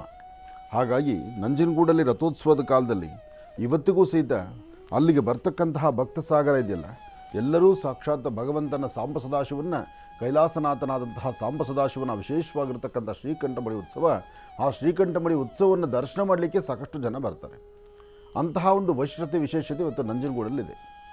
ಇನ್ನು ಇವತ್ತಿನ ತಿಥಿವಾರ ನಕ್ಷತ್ರಚಾರ ಪ್ರಕಾರ ಯೋಗ ಮತ್ತು ಬುಧ ಇರತಕ್ಕಂಥ ಆಸ್ಥಾನ, ಚಂದ್ರ ಇರತಕ್ಕಂಥ ಆಸ್ಥಾನ ಮಹತ್ತರವಾಗಿದೆ. ಕೆಲಸ ಕಾರ್ಯಗಳಲ್ಲಿ ಈಗಾಗಲೇ ಯಾರ್ಯಾರೆಲ್ಲ ಕೆಲಸ ಕಾರ್ಯಗಳಲ್ಲಿ ಮಂದಗತಿಯಲ್ಲಿ ಸಾಗ್ತಾ ಇದೆ, ನಾವು ಅಂದುಕೊಂಡಿದ್ದು ಸ್ಪೀಡ್ ಇಲ್ಲ, ವೇಗವಾಗಿ ನಡೀತಿಲ್ಲ ಎಂಬತಕ್ಕಂಥ ಚಿಂತನೆಯಲ್ಲಿದ್ದಿರಲ್ಲ, ನಿಮ್ಮ ಮನೋಕಾಮನೆಗಳ ಸಿದ್ಧಿಗಾಗಿ ಇವತ್ತಿನ ದಿವಸ ನಿಮ್ಮ ಕುಟುಂಬದ ಹಿರಿಯರೊಂದಿಗೆ ಕೂತು ಸಮಾಲೋಚನೆ ಮಾಡಿ ಅನುಭವಸ್ಥರ ಮಾತಿನಂತೆ ಇವತ್ತು ನಿಮ್ಮ ನಡೆಯಿದ್ದರೆ ಖಂಡಿತ ಹೆಚ್ಚಿನ ಫಲವನ್ನು ತಾವು ಸಿದ್ಧಿಪಡಿಸ್ಕೊಳ್ತೀರಿ.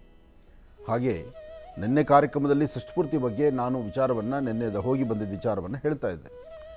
ಯಾರೊಬ್ಬರು ಮನೇಲಿ ವಯಸ್ಸಾಗಿರ್ತಕ್ಕಂಥ ಹಿರಿಯರು ಇರ್ತಾರಲ್ಲ, ಸಾಮಾನ್ಯ 50 ವರ್ಷ 60 ವರ್ಷ ಇಂತಹ ತಂದೆ ತಾಯಂದಿರಿದ್ದಾಗ ಮಕ್ಕಳು, ಆ ಮನೇಲಿರ್ತಕ್ಕಂಥ ಮಕ್ಕಳು ಇದೊಂದು ಅದ್ಭುತವಾದಂತಹ ಕಾಯಕ. ನಿಮ್ಮ ಕಣ್ಣೆದುರುಗಡೆ ನಿಮ್ಮ ತಂದೆ ತಾಯಿಯ ಆ ವಿಶೇಷವಾಗಿರತಕ್ಕಂಥ ಆರೋಗ್ಯ ವೃದ್ಧಿಗಾಗಿ, ಜೊತೆಗೆ ಅವರ ಒಂದು ಯಶಸ್ಸಿಗಾಗಿ, ಅವರ ಒಂದು ಸಂತೋಷಕ್ಕಾಗಿ ಮನೇಲಿರ್ತಕ್ಕಂಥ ಮಕ್ಕಳು ಕೈಗೊಳ್ಳಬೇಕಾದ್ದು, ಮಕ್ಕಳು ಈ ತೀರ್ಮಾನವನ್ನು ತಗೊಳ್ಬೇಕು. ಮನೇಲಿರ್ತಕ್ಕಂಥ ಅಪ್ಪ ಅಮ್ಮನಿಗೆ ಷಷ್ಠಪೂರ್ತಿ ಶಾಂತಿ ಮಾಡಿಸಿ ಅವರ ಆಶೀರ್ವಾದವನ್ನು ಪಡೆಯಬೇಕು ಎಂಬತಕ್ಕಂಥದ್ದು ಪ್ರತಿಯೊಬ್ಬರ ಮನೆ ಮಕ್ಕಳು ಇದನ್ನು ಚಿಂತನೆ ಮಾಡಬೇಕು. ಮಾಡ್ತಕ್ಕಂಥ ಷಷ್ಠಪೂರ್ತಿ ಶಾಂತಿಯಿಂದ ಅಪ್ಪ ಅಮ್ಮನಿಗೆ ಎಷ್ಟು ಸಂತೋಷ ಆಗುತ್ತೋ ಬಿಡುತ್ತೋ, ಅದರಿಂದ ಸಂಪೂರ್ಣ ಫಲ ಸಿಗ್ತಕ್ಕಂಥದ್ದು ಮಕ್ಕಳಿಗೆ, ಆ ಕುಟುಂಬಕ್ಕೆ, ಆ ಮನೆಗೆ. ಇದನ್ನು ಅರ್ಥ ಮಾಡ್ಕೊಳ್ಳಿ. ನೀವು ಷಷ್ಠಪೂರ್ತಿ ಶಾಂತಿ ಮಾಡಿಸಿ ಅಪ್ಪ ಅಮ್ಮನಿಗೊಂದು ಒಳ್ಳೆ ಸೀರೆ, ಒಂದು ಪಂಚಶಲ್ಯ ತೊಗೊಂಬಂದು ಕೊಟ್ಟ ತಕ್ಷಣ ಅವ್ರಿಗೇನೋ ಲಾಭ ಆಗುತ್ತೆ, ಅವ್ರಿಗೇನೋ ಸಂತೋಷವಾಗಿಬಿಡ್ತಾರೆ, ಅವರು ಖುಷಿಯಾಗಿಬಿಡುತ್ತೆ. ಅಲ್ಲ, ಈ ಒಂದು ಕಾಯಕವನ್ನು, ಈ ಒಂದು ಮಂತ್ರವನ್ನು, ಈ ಒಂದು ವಿಶೇಷವಾಗಿರ್ತಕ್ಕಂಥ ಮಹಾಯಜ್ಞದಲ್ಲಿ ಪಾಲ್ಗೊಂಡು ನಿಮ್ಮ ಪ್ರಾಂತ್ಯದಲ್ಲೋ ಒಂದು ಛತ್ರದಲ್ಲೋ ಎಲ್ಲೋ ಒಂದು ಕಡೆ ಮಾಡ್ತೀರಿ.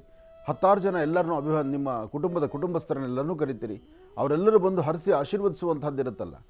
ಯಾವತ್ತು ಯಾವ ವಾಸ್ತುಗೃಹದಲ್ಲಿ ನಿತ್ಯ ಅನ್ನದಾನ ನಡೆಯುತ್ತೋ, ಅನ್ನದಾಸೋಹ ಆಗುತ್ತೋ, ಬರ್ತಕ್ಕಂತಹ ಅತಿಥಿ ಅಭ್ಯಾಗತರಿಗೆ ಒಂದಿಷ್ಟು ಅನ್ನವನ್ನು ಕೊಡ್ತಿರೋ, ಅನ್ನವನ್ನು ಬಡಿಸ್ತಿರೋ, ಆ ಕುಟುಂಬ, ಆ ಮನೆ ಯಾವತ್ತೂ ಸಮೃದ್ಧಿಯಾಗಿರುತ್ತೆ. ಯಾರು ಮನೆಗೆ ಬರಬೇಕಾದ್ರೆ ಅನ್ನಗತಿ ಇಲ್ದಿರ ಇನ್ನೊಬ್ಬರು ಮನೆಗೆ ಬರಲ್ಲ. ಇದನ್ನು ಚೆನ್ನಾಗಿ ಅರ್ಥ ಮಾಡ್ಕೊಳ್ಳಿ. ನಿಮ್ಮ ಮನೆ ಅನ್ನಕ್ಕಾಗಿ, ನಿಮ್ಮ ಮನೆ ಊಟಕ್ಕಾಗಿಯೇ ಬರ್ತಕ್ಕಂಥವ್ರು ಯಾರೂ ಇಲ್ಲ. ಪ್ರತಿಯೊಬ್ಬರು ಶಕ್ತಿಯಾನುಸಾರ ಅವರವರ ಅನ್ನ, ನೀವು ಮೃಷ್ಟಾನ್ನ ತಿಂದರೆ, ನೀವು ಇವತ್ತು ಸಹ ತುಪ್ಪದ ಅನ್ನ ತಿಂದರೆ ಇನ್ನೊಬ್ಬರು ಮನೆಗೆ ಬರೀ ಒಂದು ಸಪ್ಪೆ ಮೆಣಸು ಪುಡಿ ಅನ್ನಾದರೂ ತಿಂದಿರ್ತಾರೆ. ಆ ಕ್ಷಣಕ್ಕೆ ಭಗವಂತ ಎಲ್ಲರ ಹೊಟ್ಟೆಯನ್ನು ತುಂಬಿಸೋದಕ್ಕೆ ಬೇಕಾದಷ್ಟು ವ್ಯವಸ್ಥೆ ಮಾಡಿರ್ತಾನೆ. ಆದರೆ ನಿಮ್ಮ ಮನೆಯಲ್ಲಿ ನೀವು ನಿಮ್ಮ ಕೈಯಾರ ಅನ್ನ ಬಡಿಸೋದಿರುತ್ತಲ್ಲ, ಒಂದಷ್ಟು ಜನಕ್ಕೆ ಅನ್ನದಾಸೋಹ ಮಾಡೋದಿರುತ್ತಲ್ಲ, ಅದು ನಿಮ್ಮ ಶ್ರೇಯಸ್ಸಿಗಾಗಿ. ತುಂಬ ಜನ ಅಂದ್ಕೊಳ್ಳೋದೇನಪ್ಪ ಅಂದರೆ, ನಾನು ಅಂಥ ಕಾರ್ಯಕ್ರಮ ಮಾಡಿದೆ, ಈ ಕಾರ್ಯಕ್ರಮ ಮಾಡಿದೆ, ನಮ್ಮಲ್ಲಿ ಇಷ್ಟು ಅನ್ನದಾನ ಆಗುತ್ತೆ, ಇಷ್ಟು ಊಟಕ್ಕೆ ಬರ್ತಾರೆ, ಅದೆಲ್ಲ ಅಲ್ವೇ ಅಲ್ಲ. ನಿಮ್ಮನೆ ಬರೋಕ್ಕೆ ನೀವೇನು ತಂದಿದ್ದೀರಿ? ನಿಮ್ಮನೆಯಿಂದ ನೀವೇನು ತಂದಿದ್ದೂ ಇಲ್ಲ, ನೀವು ಕೊಡೋದೂ ಅಲ್ಲ. ಆದರೆ ನಿಮ್ಮ ಒಳ್ಳೆ ಮನಸ್ಸಿದೆಯಲ್ಲ, ಆ ನಿಮ್ಮ ಮನಸ್ಸು ನೀವು ಮಾಡುವಂಥ ಕೆಲಸವನ್ನು ಗುರುತಿಸುತ್ತೆ. ಆ ಮನಸ್ಸಲ್ಲಿರ್ತಕ್ಕಂಥ ದುಃಖದ ಮಾನವನ್ನು ದೂರ ಮಾಡುತ್ತೆ. ಅದಕ್ಕೆ ಹಸಿದ ವ್ಯಕ್ತಿಗಳಿಗೆ ಮತ್ತು ಒಂದು ಆಗಿಂದಾಗಲೇ ಅನ್ನದಾನವನ್ನು ಮಾಡುವಂಥದ್ದು, ಒಂದಷ್ಟು ಶುಭ ಕಾರ್ಯಗಳನ್ನು ಮಾಡತಕ್ಕಂಥದ್ದು. ಒಂದು ಮನೆ ಶ್ರೇಯಸ್ಸಾಗಬೇಕಾದ್ರೆ, ಮನೆ ಅಭಿವೃದ್ಧಿ ಆಗಬೇಕಾದ್ರೆ ಭಗವಂತ ನಮಗೆ ಕೊಟ್ಟಿದ್ದೆಲ್ಲವರೂ ಸಹಿತ ಕೂಡಿಟ್ಕೊಂಡು ಬೀರುನಲ್ಲಿ ಸ್ಟಾಕ್ ಮಾಡ್ಕೊಳ್ಳೋದಲ್ಲ. ಹಾಗಂತ ನೀವು ಇರ್ತಕ್ಕಂಥ ಎಲ್ಲ ತೊಗೊಂಡು ದಾನ ಮಾಡಿ ಎಲ್ಲರಿಗೂ ಹಂಚಿಬಿಡಿ ಅಂತ ನಾನು ಹೇಳ್ತಾ ಇಲ್ಲ. ಏನಾದರೂ ಒಂದು ಒಳ್ಳೆ ಕಾರ್ಯಕ್ರಮಗಳು, ಒಂದು ಶುಭ ಕಾರ್ಯ ಅಂತ ಮಾಡಿ ಒಂದಷ್ಟು ಜನನ ಕರೆದು, ನಿಮ್ಮ ಕುಟುಂಬಸ್ಥರೋ ಅಥವಾ ನಿಮ್ಮ ಸ್ನೇಹಿತರೋ, ಬಂಧು ಬಳಗವೋ, ಯಾರೋ ಒಬ್ಬರು, ಒಂದಷ್ಟು ಜನ ಅಪರಿಚಿತರಿಗಾದರೂ ಸರಿ, ಚಿಂತೆ ಇಲ್ಲ, ಒಂದಷ್ಟು ಅನ್ನದಾನವನ್ನು ಮಾಡಿ. ಅನ್ನದಾನ ಒಂದೇ ಮನುಷ್ಯನಿಗೆ ಸಾಕು ಅನ್ನೋದು, ತೃಪ್ತಿ ಆಗೋದು, ಅದರಿಂದ ಹರಿಸಿ ಆಶೀರ್ವಾದ ಮಾಡುವಂಥದ್ದು. ಇತ್ತೀಚಿನ ದಿನಗಳಲ್ಲಿ ಸಾಕಷ್ಟು ಕಡೆ ಅನ್ನದಾನ ನಡೀತಾನೆ ಇದೆ, ಸಾಕಷ್ಟು ಕಡೆ ನಡೀತಾ ಇದೆ. ಅನ್ನದಾನದ ಜೊತೆಗೆ ಅನ್ನದಾನ ಮಾಡಲಿಕ್ಕೆ ಆಗದಿದ್ರೂ ಈ ಬಿಸಿಲಿನ ಧಗೆ ಸಾಕಷ್ಟು ಇರೋದ್ರಿಂದ ಒಂದಷ್ಟು ಪಶು ಪಕ್ಷಿ ಪ್ರಾಣಿಗಳಿಗೆ ನಿಮ್ಮ ಪ್ರಾಂತ್ಯದಲ್ಲಿ, ನಿಮ್ಮ ಮನೆಯ ಪರಿಸರದಲ್ಲಿ, ನಿಮ್ಮ ಮನೆಯ ಮಾಡಿ ಮೇಲೆ ಒಂದು ಬಟ್ಲಲ್ಲಿ ಒಂದಷ್ಟು ನೀರಿಡಿ. ಒಂದಷ್ಟು ಧಾನ್ಯಗಳು ಅಥವಾ ಹಣ್ಣು ಹಂಪಲುಗಳು ಏನು ನಿಮ್ಮ ಮನೇಲಿ ಉಳಿದಿದೆಯೋ ಅಥವಾ ಇರ್ತಕ್ಕಂಥ ಧಾನ್ಯಗಳು, ಒಂದಷ್ಟು ಪಕ್ಷಿಗಳಿಗೆ ಆಹಾರವನ್ನು ಹಾಕ್ಕೊಡಿ. ಒಳ್ಳೆ ಮರಗಳಿಲ್ಲ, ರಸ್ತೆ ಒಂದು ದೊಡ್ಡ ರಸ್ತೆ ಆಗಬೇಕು ಅಂತ ಇರ್ತಕ್ಕಂಥ ದೊಡ್ಡ ಮರಗಳನ್ನೆಲ್ಲ ಹೊಡೆದಾಕ್ಬಿಟ್ಟಿದ್ದೀವಿ ನಾವು. ಒಂದು ಮರದಲ್ಲಿ ವಾಸ ಮಾಡುವಂತಹ ಕ್ರಿಮಿಕೀಟಗಳು, ಪ್ರಾಣಿ ಪಕ್ಷಿಗಳು ಎಷ್ಟಿರ್ತವೆ. ಒಂದು ಮರವನ್ನು ನಾವು ಛೇದನೆ ಮಾಡಿಬಿಡ್ತೀವಿ ನಮ್ಮ ಅನುಕೂಲಕ್ಕೋಸ್ಕರ, ಮನೆ ಚೆನ್ನಾಗಿ ಕಾಣಬೇಕು ಅಂತಲೋ ಅಥವಾ ಮನೆ ಕಟ್ಟಲಿಕ್ಕೋ ಅಥವಾ ರಸ್ತೆ ಅಗಲೀಕರಣ ಮಾಡಲಿಕ್ಕೋ ಒಂದು ಮರವನ್ನು ತೆಗಿತೀವಿ. ಆ ಮರದಲ್ಲಿ ವಾಸ ಮಾಡತಕ್ಕಂತಹ ಕ್ರಿಮಿಕೀಟಗಳು, ಅಲ್ಲಿರ್ತಕ್ಕಂಥ ಪಕ್ಷಿಗಳು, ಅದು ಎಲ್ಲಿಗೆ ಹೋಗಬೇಕು? ಅದರ ಆಹಾರ ಪದ್ಧತಿ ಏನು? ಒಂದು ಯೋಚನೆ ಮಾಡಬೇಕು. ಮನುಷ್ಯನಿಗಷ್ಟೇ ಅತೀತವಾದಂಥ ಜ್ಞಾನ ಕೊಟ್ಟಿರ್ತಕ್ಕಂಥದ್ದು. ಮನುಷ್ಯನಿಗೆ ಮಾತ್ರನೇ ನನಗೂ, ನನ್ನ ಮಗನಿಗೂ, ನನ್ನ ಮಗಳಿಗೂ ಅಥವಾ ನನ್ನ ಕುಟುಂಬಕ್ಕೂ, ನನ್ನ ಮೊಮ್ಮಕ್ಕಳಿಗೂ ನಾನು ಮಾಡೋ ಆಸ್ತಿ ಮುಂದಿನ 7 ತಲೆಮಾರಿಗೂ ಮಾಡಬೇಕು ಅಂತ ಹುಚ್ಚು ಆಸೆ, ಹುಚ್ಚು ಗುಣ ಇರೋದು ಮನುಷ್ಯನಿಗಲ್ದಿರೋ ಮತ್ತೆ ಯಾರಿಗೂ ಅಲ್ಲ.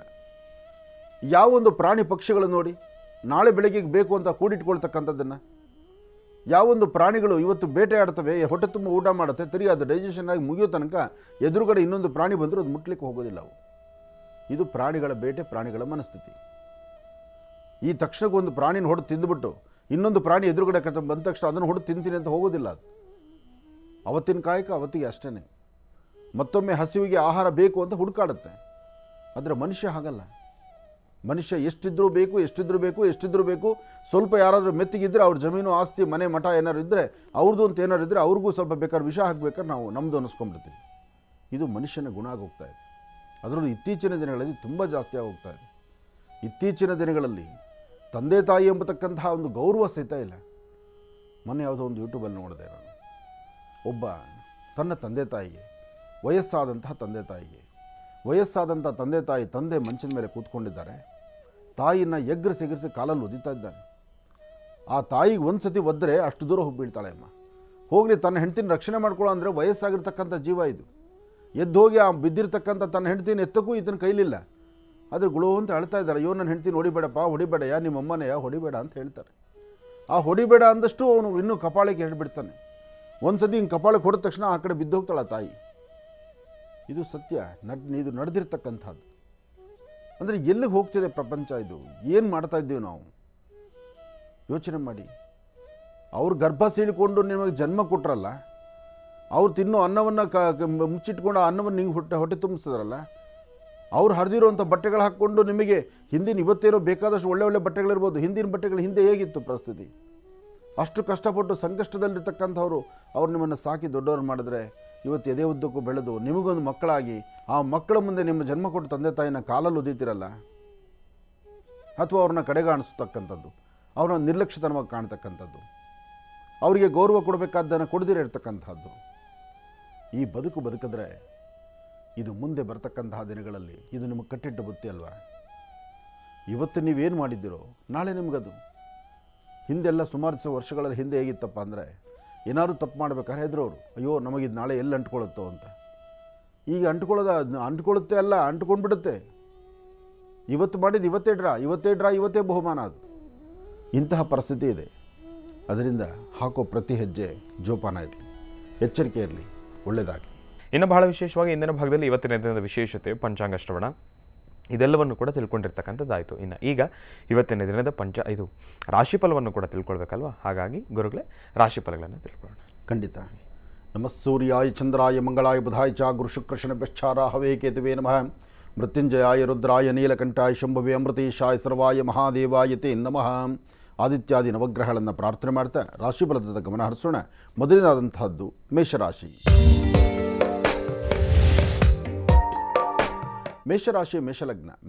ಮೇಷಲಗ್ನದಲ್ಲಿರ್ತಕ್ಕಂಥವ್ರಿಗೆ ಚಂದ್ರನ ಆಸ್ಥಾನ ಗುರುವಿನ ಅನುಗ್ರಹದಿಂದ ಇಷ್ಟಾರ್ಥವನ್ನು ಸಿದ್ಧಿಪಡಿಸ್ಕೊಳ್ತೀರಿ. ಇವತ್ತಿನ ದಿವಸ ತಾವು ಮಾಡುವಂಥ ಕೆಲಸ ಕಾರ್ಯಗಳಲ್ಲಿ ಒಂದು ಬಲವಾದಂತಹ ವಿಶೇಷವಾಗಿರ್ತಕ್ಕಂಥ ಕೆಲಸಕ್ಕೆ ತಮ್ಮ ಚಾಲನೆಯನ್ನು ಕೊಡ್ತೀರಿ. ಇವತ್ತು ಆರ್ಥಿಕ ಪರಿಸ್ಥಿತಿ ಅಭಿವೃದ್ಧಿಗಾಗಿ ತಾವು ಮಾಡುವಂಥ ಕೆಲಸದಲ್ಲಿ ಒಂದಿಷ್ಟು ಲಾಭವನ್ನು ಗಳಿಸ್ತೀರಿ.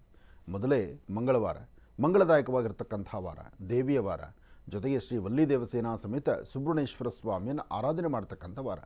ಇವತ್ತು ಯಾರೆಲ್ಲ ನಾಗದೇವರನ್ನು ಪ್ರಾರ್ಥನೆ ಮಾಡ್ತೀರಿ, ಸುಬ್ರಹ್ಮಣ್ಯೇಶ್ವರನ ಆರಾಧನೆ ಮಾಡ್ತೀರಿ, ನಿಮ್ಮ ಮನಸ್ಸಲ್ಲಿರ್ತಕ್ಕಂಥ ದ್ವಂದ್ವ ಚಿಂತನೆಗಳನ್ನು ದೂರ ಮಾಡ್ಕೊಳ್ತೀರಿ.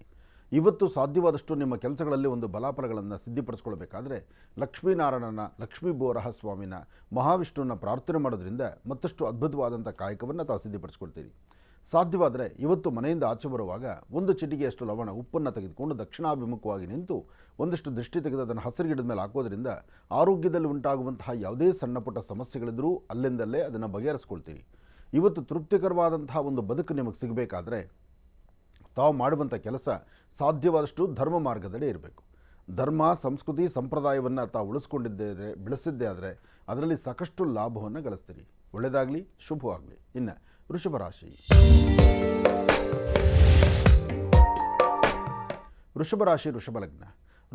ವೃಷಭ ಲಗ್ನದಲ್ಲಿರ್ತಕ್ಕಂಥವರಿಗೆ ಗುರು ಇರ್ತಕ್ಕಂಥ ಆಸ್ಥಾನ, ಚಂದ್ರ ಇರ್ತಕ್ಕಂಥ ಆಸ್ಥಾನ ಚೆನ್ನಾಗಿದ್ದು, ಗುರು ಚಂದ್ರರ ಯೋಗ ಫಲ ಚೆನ್ನಾಗಿರೋದ್ರಿಂದ ಆರ್ಥಿಕ ಪರಿಸ್ಥಿತಿ ಅಭಿವೃದ್ಧಿಯನ್ನು ಕಾಣ್ತೀರಿ. ಮನಸ್ಸಲ್ಲಿರ್ತಕ್ಕಂಥ ದ್ವಂದ್ವ ಚಿಂತನೆಯನ್ನು ದೂರ ಮಾಡ್ಕೊಳ್ತೀರಿ. ಇವತ್ತಿನ ದಿವಸ ತಾವು ಏನು ಚಿಂತನೆ ಮಾಡಿದ್ರು, ಏನು ಫಲಗಳನ್ನು ಸಿದ್ಧಿಪಡಿಸ್ಕೊಳ್ಬೇಕು ಅಂದರೂ ಅದರ ಫಲಾಫಲಗಳಲ್ಲಿ ಅದೃಷ್ಟವನ್ನು ಸಿದ್ಧಿಪಡಿಸ್ಕೊಳ್ಳುವಂತಹ ಯೋಗ ನಿಮ್ಮದಾಗತ್ತೆ. ಇವತ್ತು ಗಣಪತಿಯ ಪ್ರಾರ್ಥನೆ ಮಾಡಿ. ಏಕದಂತಾಯ ವಿದ್ಮಹೇ ವಕ್ರತುಂಡಾಯ ಧೀಮಹಿ ತನ್ನೋ ದಂತಿ ಪ್ರಚೋದಯಾತ್. ಗಣಪತಿಯ ಪ್ರಾರ್ಥನೆ ಬಹಳ ಮುಖ್ಯವಾಗಿರ್ತಕ್ಕಂಥದ್ದು. ಹಾಗೆ ಇವತ್ತು ದೇವಿಯ ಉಪಾಸನೆ ಮಾಡುವಂತಹ ಕಾಲ ಆಗಬೇಕು. ಇವತ್ತು ಸರ್ವಮಂಗಳೆಯನ್ನು ಪ್ರಾರ್ಥನೆ ಮಾಡ್ತಾ ಇವತ್ತು ನಿಮ್ಮ ಕುಟುಂಬದ ಹಿರಿಯರೊಂದಿಗೆ ಕೂತು ಮಾತಾಡಿ ಯಾವುದೇ ಕೆಲಸ ಮಾಡಬೇಕಾದರೂ ಒಮ್ಮೆ ಮನೇಲಿರ್ತಕ್ಕಂಥ ಹಿರಿಯರ ಮಾತಿನಂತೆ ಅವರ ಅನುಭವದ ಮಾತಿನಂತೆ ತಾವು ಆಲಿಸಿ ಕೆಲಸವನ್ನು ಮಾಡಿದ್ರೆ ಇವತ್ತು ನಕ್ಷತ್ರ ಪ್ರಕಾರ ಬುಧ ಚೆನ್ನಾಗಿರೋದ್ರಿಂದ ನಿಮ್ಮ ಸ್ವಂತ ಜ್ಞಾನ ಸ್ವಂತ ಬುದ್ಧಿಯಿಂದ ಮತ್ತಷ್ಟು ಅದ್ಭುತವಾದಂಥ ಕೆಲಸ ಕಾರ್ಯಗಳನ್ನು ಸಿದ್ಧಿಪಡಿಸ್ಕೊಳ್ತೀರಿ. ಇವತ್ತು ವೃಷಭ ರಾಶಿಯಲ್ಲಿರ್ತಕ್ಕಂಥ ಹೆಣ್ಣು ಮಕ್ಕಳು ಮಾತ್ರ ಸ್ವಲ್ಪ ಜೋಪಾನ. ಯಾಕೆಂದರೆ ದುಡುಕಿ ತೀರ್ಮಾನ ತಂದುಕೊಂಡು ಯಾರ ಮೇಲೋ ಏನೋ ಕೋಪ ಮಾಡಿಕೊಂಡು ನಿಮ್ಮ ಮೂಗಿನ ತುದಿಯಲ್ಲಿರ್ತಕ್ಕಂಥ ಕೋಪ ನಿಮಗೂ ಮಾರಕ ಮತ್ತೊಬ್ಬರಿಗೂ ಮಾರಕ. ಅದೇ ಹಸನ್ಮುಖಿತನ ನಗುಮುಖ ಎಲ್ಲವೂ ಸಿದ್ಧ ಅದು ಆನಂದದಾಯಕವಾಗಿರುತ್ತೆ. ಹಾಗಾಗಿ ಏನೇ ಕೆಲಸ ಮಾಡಬೇಕಾದ್ರೂ ಸ್ವಲ್ಪ ಜೋಪಾನ ಎಚ್ಚರಿಕೆಯ ನಡೆ ಇವತ್ತು ಬಹಳ ಮುಖ್ಯವಾಗಿರ್ತಕ್ಕಂಥದ್ದು. ಒಳ್ಳೆಯದಾಗಲಿ, ಶುಭವಾಗಲಿ. ಇನ್ನು ಮಿಥುನ ರಾಶಿ. ಮಿಥುನ ರಾಶಿ ಮಿಥುನ ಲಗ್ನ. ಮಿಥುನ ರಾಶಿ ಮಿಥುನ ಲಗ್ನದಲ್ಲಿರ್ತಕ್ಕಂಥವ್ರಿಗೆ ಚಂದ್ರನ ಆಸ್ಥಾನ ಚೆನ್ನಾಗಿದೆ, ಗುರುವಿನ ಅನುಗ್ರಹ ಇದೆ. ಇವತ್ತು ಪ್ರಯಾಣ ಕಾಲ ಆಗಲಿ, ವ್ಯಾಪಾರ ವ್ಯವಹಾರ ಆಗಲಿ, ಆರ್ಥಿಕ ಪರಿಸ್ಥಿತಿ ಆಗಲಿ, ಕುಟುಂಬದ ಜನತೆಯೊಂದಿಗೆ ಎಲ್ಲರೂ ದೂರಬಾರ ಪ್ರಯಾಣ ಬೆಳೆಸ್ತಕ್ಕಂಥದ್ದು, ಮನರಂಜನಾ ಕ್ಷೇತ್ರಕ್ಕೆ ಹೋಗ್ತಕ್ಕಂಥದ್ದು, ಅಥವಾ ಒಂದಿಷ್ಟು ಹಣಕಾಸಿನ ಬಗ್ಗೆ ತಾವು ಏನು ಚಿಂತನೆ ಮಾಡ್ತಿದ್ರು ಆ ಚಿಂತನೆಯಲ್ಲಿ ಅಧಿಕವಾದಂಥ ಲಾಭವನ್ನು ಗಳಿಸ್ತಕ್ಕಂಥದ್ದು. ಮಾಡುವ ಪ್ರತಿಯೊಂದು ಕಾಯಕವು ಅರ್ಥೈಸಿಕೊಂಡು ಅರ್ಥಗರ್ಭಿತವಾದಂತಹ ಬದುಕನ್ನು ಕಾಣಬೇಕಾದರೆ ನಿಮ್ಮ ಕುಲದೇವರ ಅನುಗ್ರಹ ಬೇಕು. ಆ ಕುಲದೇವರ ಅನುಗ್ರಹವನ್ನು ಮಾಡಿಕೊಂಡು ಪಡೆದು ನಿಮ್ಮ ತಂದೆ ತಾಯಿ ಪಾದ ಮುಟ್ಟಿ ನಮಸ್ಕಾರ ಮಾಡಿ ಒಳ್ಳೆ ಮನಸ್ಸಿನಿಂದ ನೀವು ಆಚೆ ಹೊರಟ್ರೆ ಇವತ್ತಿನ ಕೆಲಸಗಳಲ್ಲಿ ಸಾಕಷ್ಟು ಲಾಭವನ್ನು ತಂದುಕೊಳ್ತೀವಿ. ಆದಾಗ್ಯೂ ಇವತ್ತು 4ರಿಂದ 6 ಗಂಟೆ 12 ನಿಮಿಷದವರೆಗೂ, 4 ಗಂಟೆಯಿಂದ 6 ಗಂಟೆ 12 ನಿಮಿಷ ಅಷ್ಟು ಲಾಭದಾಯಕವಾಗಿರ್ತಕ್ಕಂಥ ಕಾಲ ಅಲ್ಲ. ಈ ಸಮಯದಲ್ಲಿ ಒಂದಲ್ಲ ಒಂಥರ ಸಮಸ್ಯೆಗಳು ಎದುರಾಗುತ್ತೆ, ಒಂದಲ್ಲ ಒಂಥರ ತೊಂದರೆ ತಾಪತ್ರೆ ಆಗುತ್ತೆ. ವಿದ್ಯಾರ್ಥಿಗಳು ಎಷ್ಟೇ ಓದಕ್ಕೆ ಕೂತ್ಕೊಂಡ್ರೂ ಏನೋ ಒಂಥರ ಮನಸ್ಸಿಗೆ ಬಾಧೆ. ನೀವು ಅಂದುಕೊಂಡಷ್ಟು ಕಂಪ್ಲೀಟ್ ಮಾಡೋಕ್ಕಾಗಲ್ಲ. ಸಬ್ಜೆಕ್ಟ್ಸಲ್ಲಿ ಎಲ್ಲೋ ಒಂದಷ್ಟು ಬ್ಯಾಲೆನ್ಸ್ ಉಳಿಯುತ್ತೆ. ಮತ್ತು ಶಾಲೆಗೆ ಬಂದರೂ ಸಹಿತ ಅಲ್ಲಿ ನೆಮ್ಮದಿಯಾಗಿ ಕೂತ್ಕೊಂಡು ಓದಲಿಕ್ಕೆ ಆಗೋದಿಲ್ಲ, ಅಲ್ಲೂ ಸ್ವಲ್ಪ ಮನಸ್ಸಿಗೆ ಅಸಮಾಧಾನ ಇರುತ್ತೆ. ಹಾಗಂತ ಕೈಕಟ್ಟಿ ಕೂತ್ಕೋಬಾರ್ದು, ಮನೆಗೆ ಇರಬಾರ್ದು. ಶಾಲೆಗೆ ಬರಬೇಕು, ಗುರುಗಳ ಸಮ್ಮುಖದಲ್ಲಿ ಕೂತ್ಕೋಬೇಕು, ಗುರು ಹೇಳ್ತಕ್ಕಂಥ ಪಾಠ ಪ್ರವಚನವನ್ನು ಆಲಿಸಬೇಕು. ಇದಕ್ಕಾಗಿ ನೀವೇನು ಮಾಡಬೇಕು, ನೀವು ಮನೆಯಿಂದ ಆಚೆ ಹೊರಡುವಾಗ ಪೂರ್ವಾಭಿಮುಖವಾಗಿ ನಿಂತು ಸೂರ್ಯನಿಗೆ ನಮಸ್ಕಾರ ಮಾಡಿ ಒಂದು ಹನಿ ಜೇನುತುಪ್ಪವನ್ನು ಅಂಗೈಯಲ್ಲಿ ಹಾಕ್ಕೊಂಡು ಸೂರ್ಯದೇವರ ಮಹಾಮಂತ್ರವನ್ನು ಹೇಳ್ತಾ ಅಥವಾ ಗಾಯತ್ರಿಯನ್ನು ಪ್ರಾರ್ಥನೆ ಮಾಡ್ತಾ ಆ ಜೇನುತುಪ್ಪವನ್ನು ಪ್ರಸಾದ ರೂಪದಲ್ಲಿ ತಾವು ಸ್ವೀಕರಿಸಿದ್ರೆ ಇವತ್ತು ನಿಮ್ಮ ಜ್ಞಾನ ಮತ್ತಷ್ಟು ಜ್ಞಾನಾರ್ಜನೆಗೆ ದಾರಿಯಾಗುತ್ತೆ. ಒಳ್ಳೆಯದಾಗಲಿ. ಇನ್ನು ಕರ್ಕಾಟಕ ರಾಶಿ. ಕರ್ಕಾಟಕ ರಾಶಿ ಕರ್ಕಾಟಕ ಲಗ್ನ.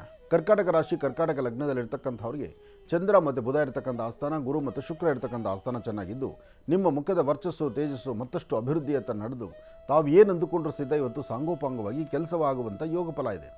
ಹಾಗೆ ಇವತ್ತು ನಿಮ್ಮ ಆತ್ಮೀಯರು, ನಿಮ್ಮ ಕುಟುಂಬದ ಸದಸ್ಯರು ಅಥವಾ ನಿಮ್ಗೆ ಬಹಳ ಬೇಕಾಗಿರ್ತಕ್ಕಂಥವರು, ಅಂತಹವರು ಆಡುವಂಥ ಮಾತು, ಅಂತಹವರು ತಿಳಿಸುವಂತಹ ಕ್ರಮ, ಅವರು ಹೇಳುವಂಥ ಒಂದಷ್ಟು ವಿಧಿವಿಧಾನಗಳನ್ನು ನೀವು ಪಾಲನೆ ಮಾಡಿದ್ರೆ ನಿಮ್ಮ ಜೀವನದಲ್ಲಿ ಮತ್ತಷ್ಟು ಅಮೂಲ್ಯವಾಗಿರುವಂಥ ಕ್ಷಣಗಳನ್ನು ಇವತ್ತು ತಾವು ನೋಡ್ತೀರಿ. ಮಂಗಳವಾರ ರಾಹುಕಾಲದಲ್ಲಿ ಓಂ ದುಂ ದುರ್ಗಾಯೇ ನಮಃ, ಓಂ ದುಂ ದುರ್ಗಾಯೇ ನಮಃ, ಓಂ ದುಂ ದುರ್ಗಾಯೇ ನಮಃ ಹೀಗೆ ಆ ತಾಯಿ ದುರ್ಗಾ ಪರಮೇಶ್ವರಿಯನ್ನು ಪ್ರಾರ್ಥನೆ ಮಾಡಿದ್ರು ಮತ್ತಷ್ಟು ಅದ್ಭುತವಾದಂಥ ಕಾಯಕವನ್ನು ತಾವು ಸಿದ್ಧಿಪಡಿಸ್ಕೊಳ್ತೀರಿ. ಒಳ್ಳೆಯದಾಗಲಿ, ಶುಭವಾಗಲಿ. ಕರ್ಕಾಟಕ ರಾಶಿವರೆಗೂ ಕೂಡ ಇರತಕ್ಕಂಥ ರಾಶಿ ಫಲಗಳನ್ನು ತಿಳ್ಕೊಂಡಿದ್ದೇವೆ. ಇನ್ನುಳಿರತಕ್ಕಂಥ ರಾಶಿಗಳನ್ನು ಗುರುಗಳು ಮುಂದಿನ ಭಾಗದಲ್ಲಿ ತಿಳಿಸ್ತಾ ಹೋಗ್ತಾರೆ. ಇನ್ನು ಈಗ ಮಹರ್ಷಿವಾಣಿ ಕಾರ್ಯಕ್ರಮಕ್ಕೆ ಸಾಕಷ್ಟು ಜನ ಕರೆಯನ್ನು ಮಾಡ್ತಾ ಇರ್ತೀರಿ. ಈಗಾಗಲೇ ಸಾಕಷ್ಟು ಕರೆಗಳು ಕೂಡ ಸಿದ್ಧವಾಗಿದೆ. ಕರೆಗಳನ್ನು ಸ್ವೀಕರಿಸ್ತಕ್ಕಂಥ ಸಮಯ ಇದೀಗ. ಈಗ ಪ್ರಾರಂಭ ಮಾಡೋಣ ಸ್ವರ ಜ್ಯೋತಿಷ್ಯ.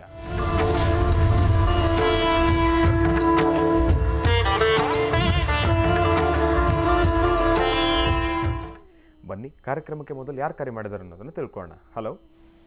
ಹಲೋ ಅಮ್ಮ ನಮಸ್ತೆ, ಚೆನ್ನಾಗಿದ್ದೀರಾ? ಹಾ ಚೆನ್ನಾಗಿದ್ದೀನಿ. ಹಾ, ಎಲ್ಲಿಂದ ಕರೆ ಮಾಡ್ತಿದ್ದೀರಮ್ಮ? ಸ್ವಾಮಿನ ತಾಳ್ಗುಪ್ಪದಿಂದ. ಅಮ್ಮ ತಮ್ಮ ಹೆಸರು?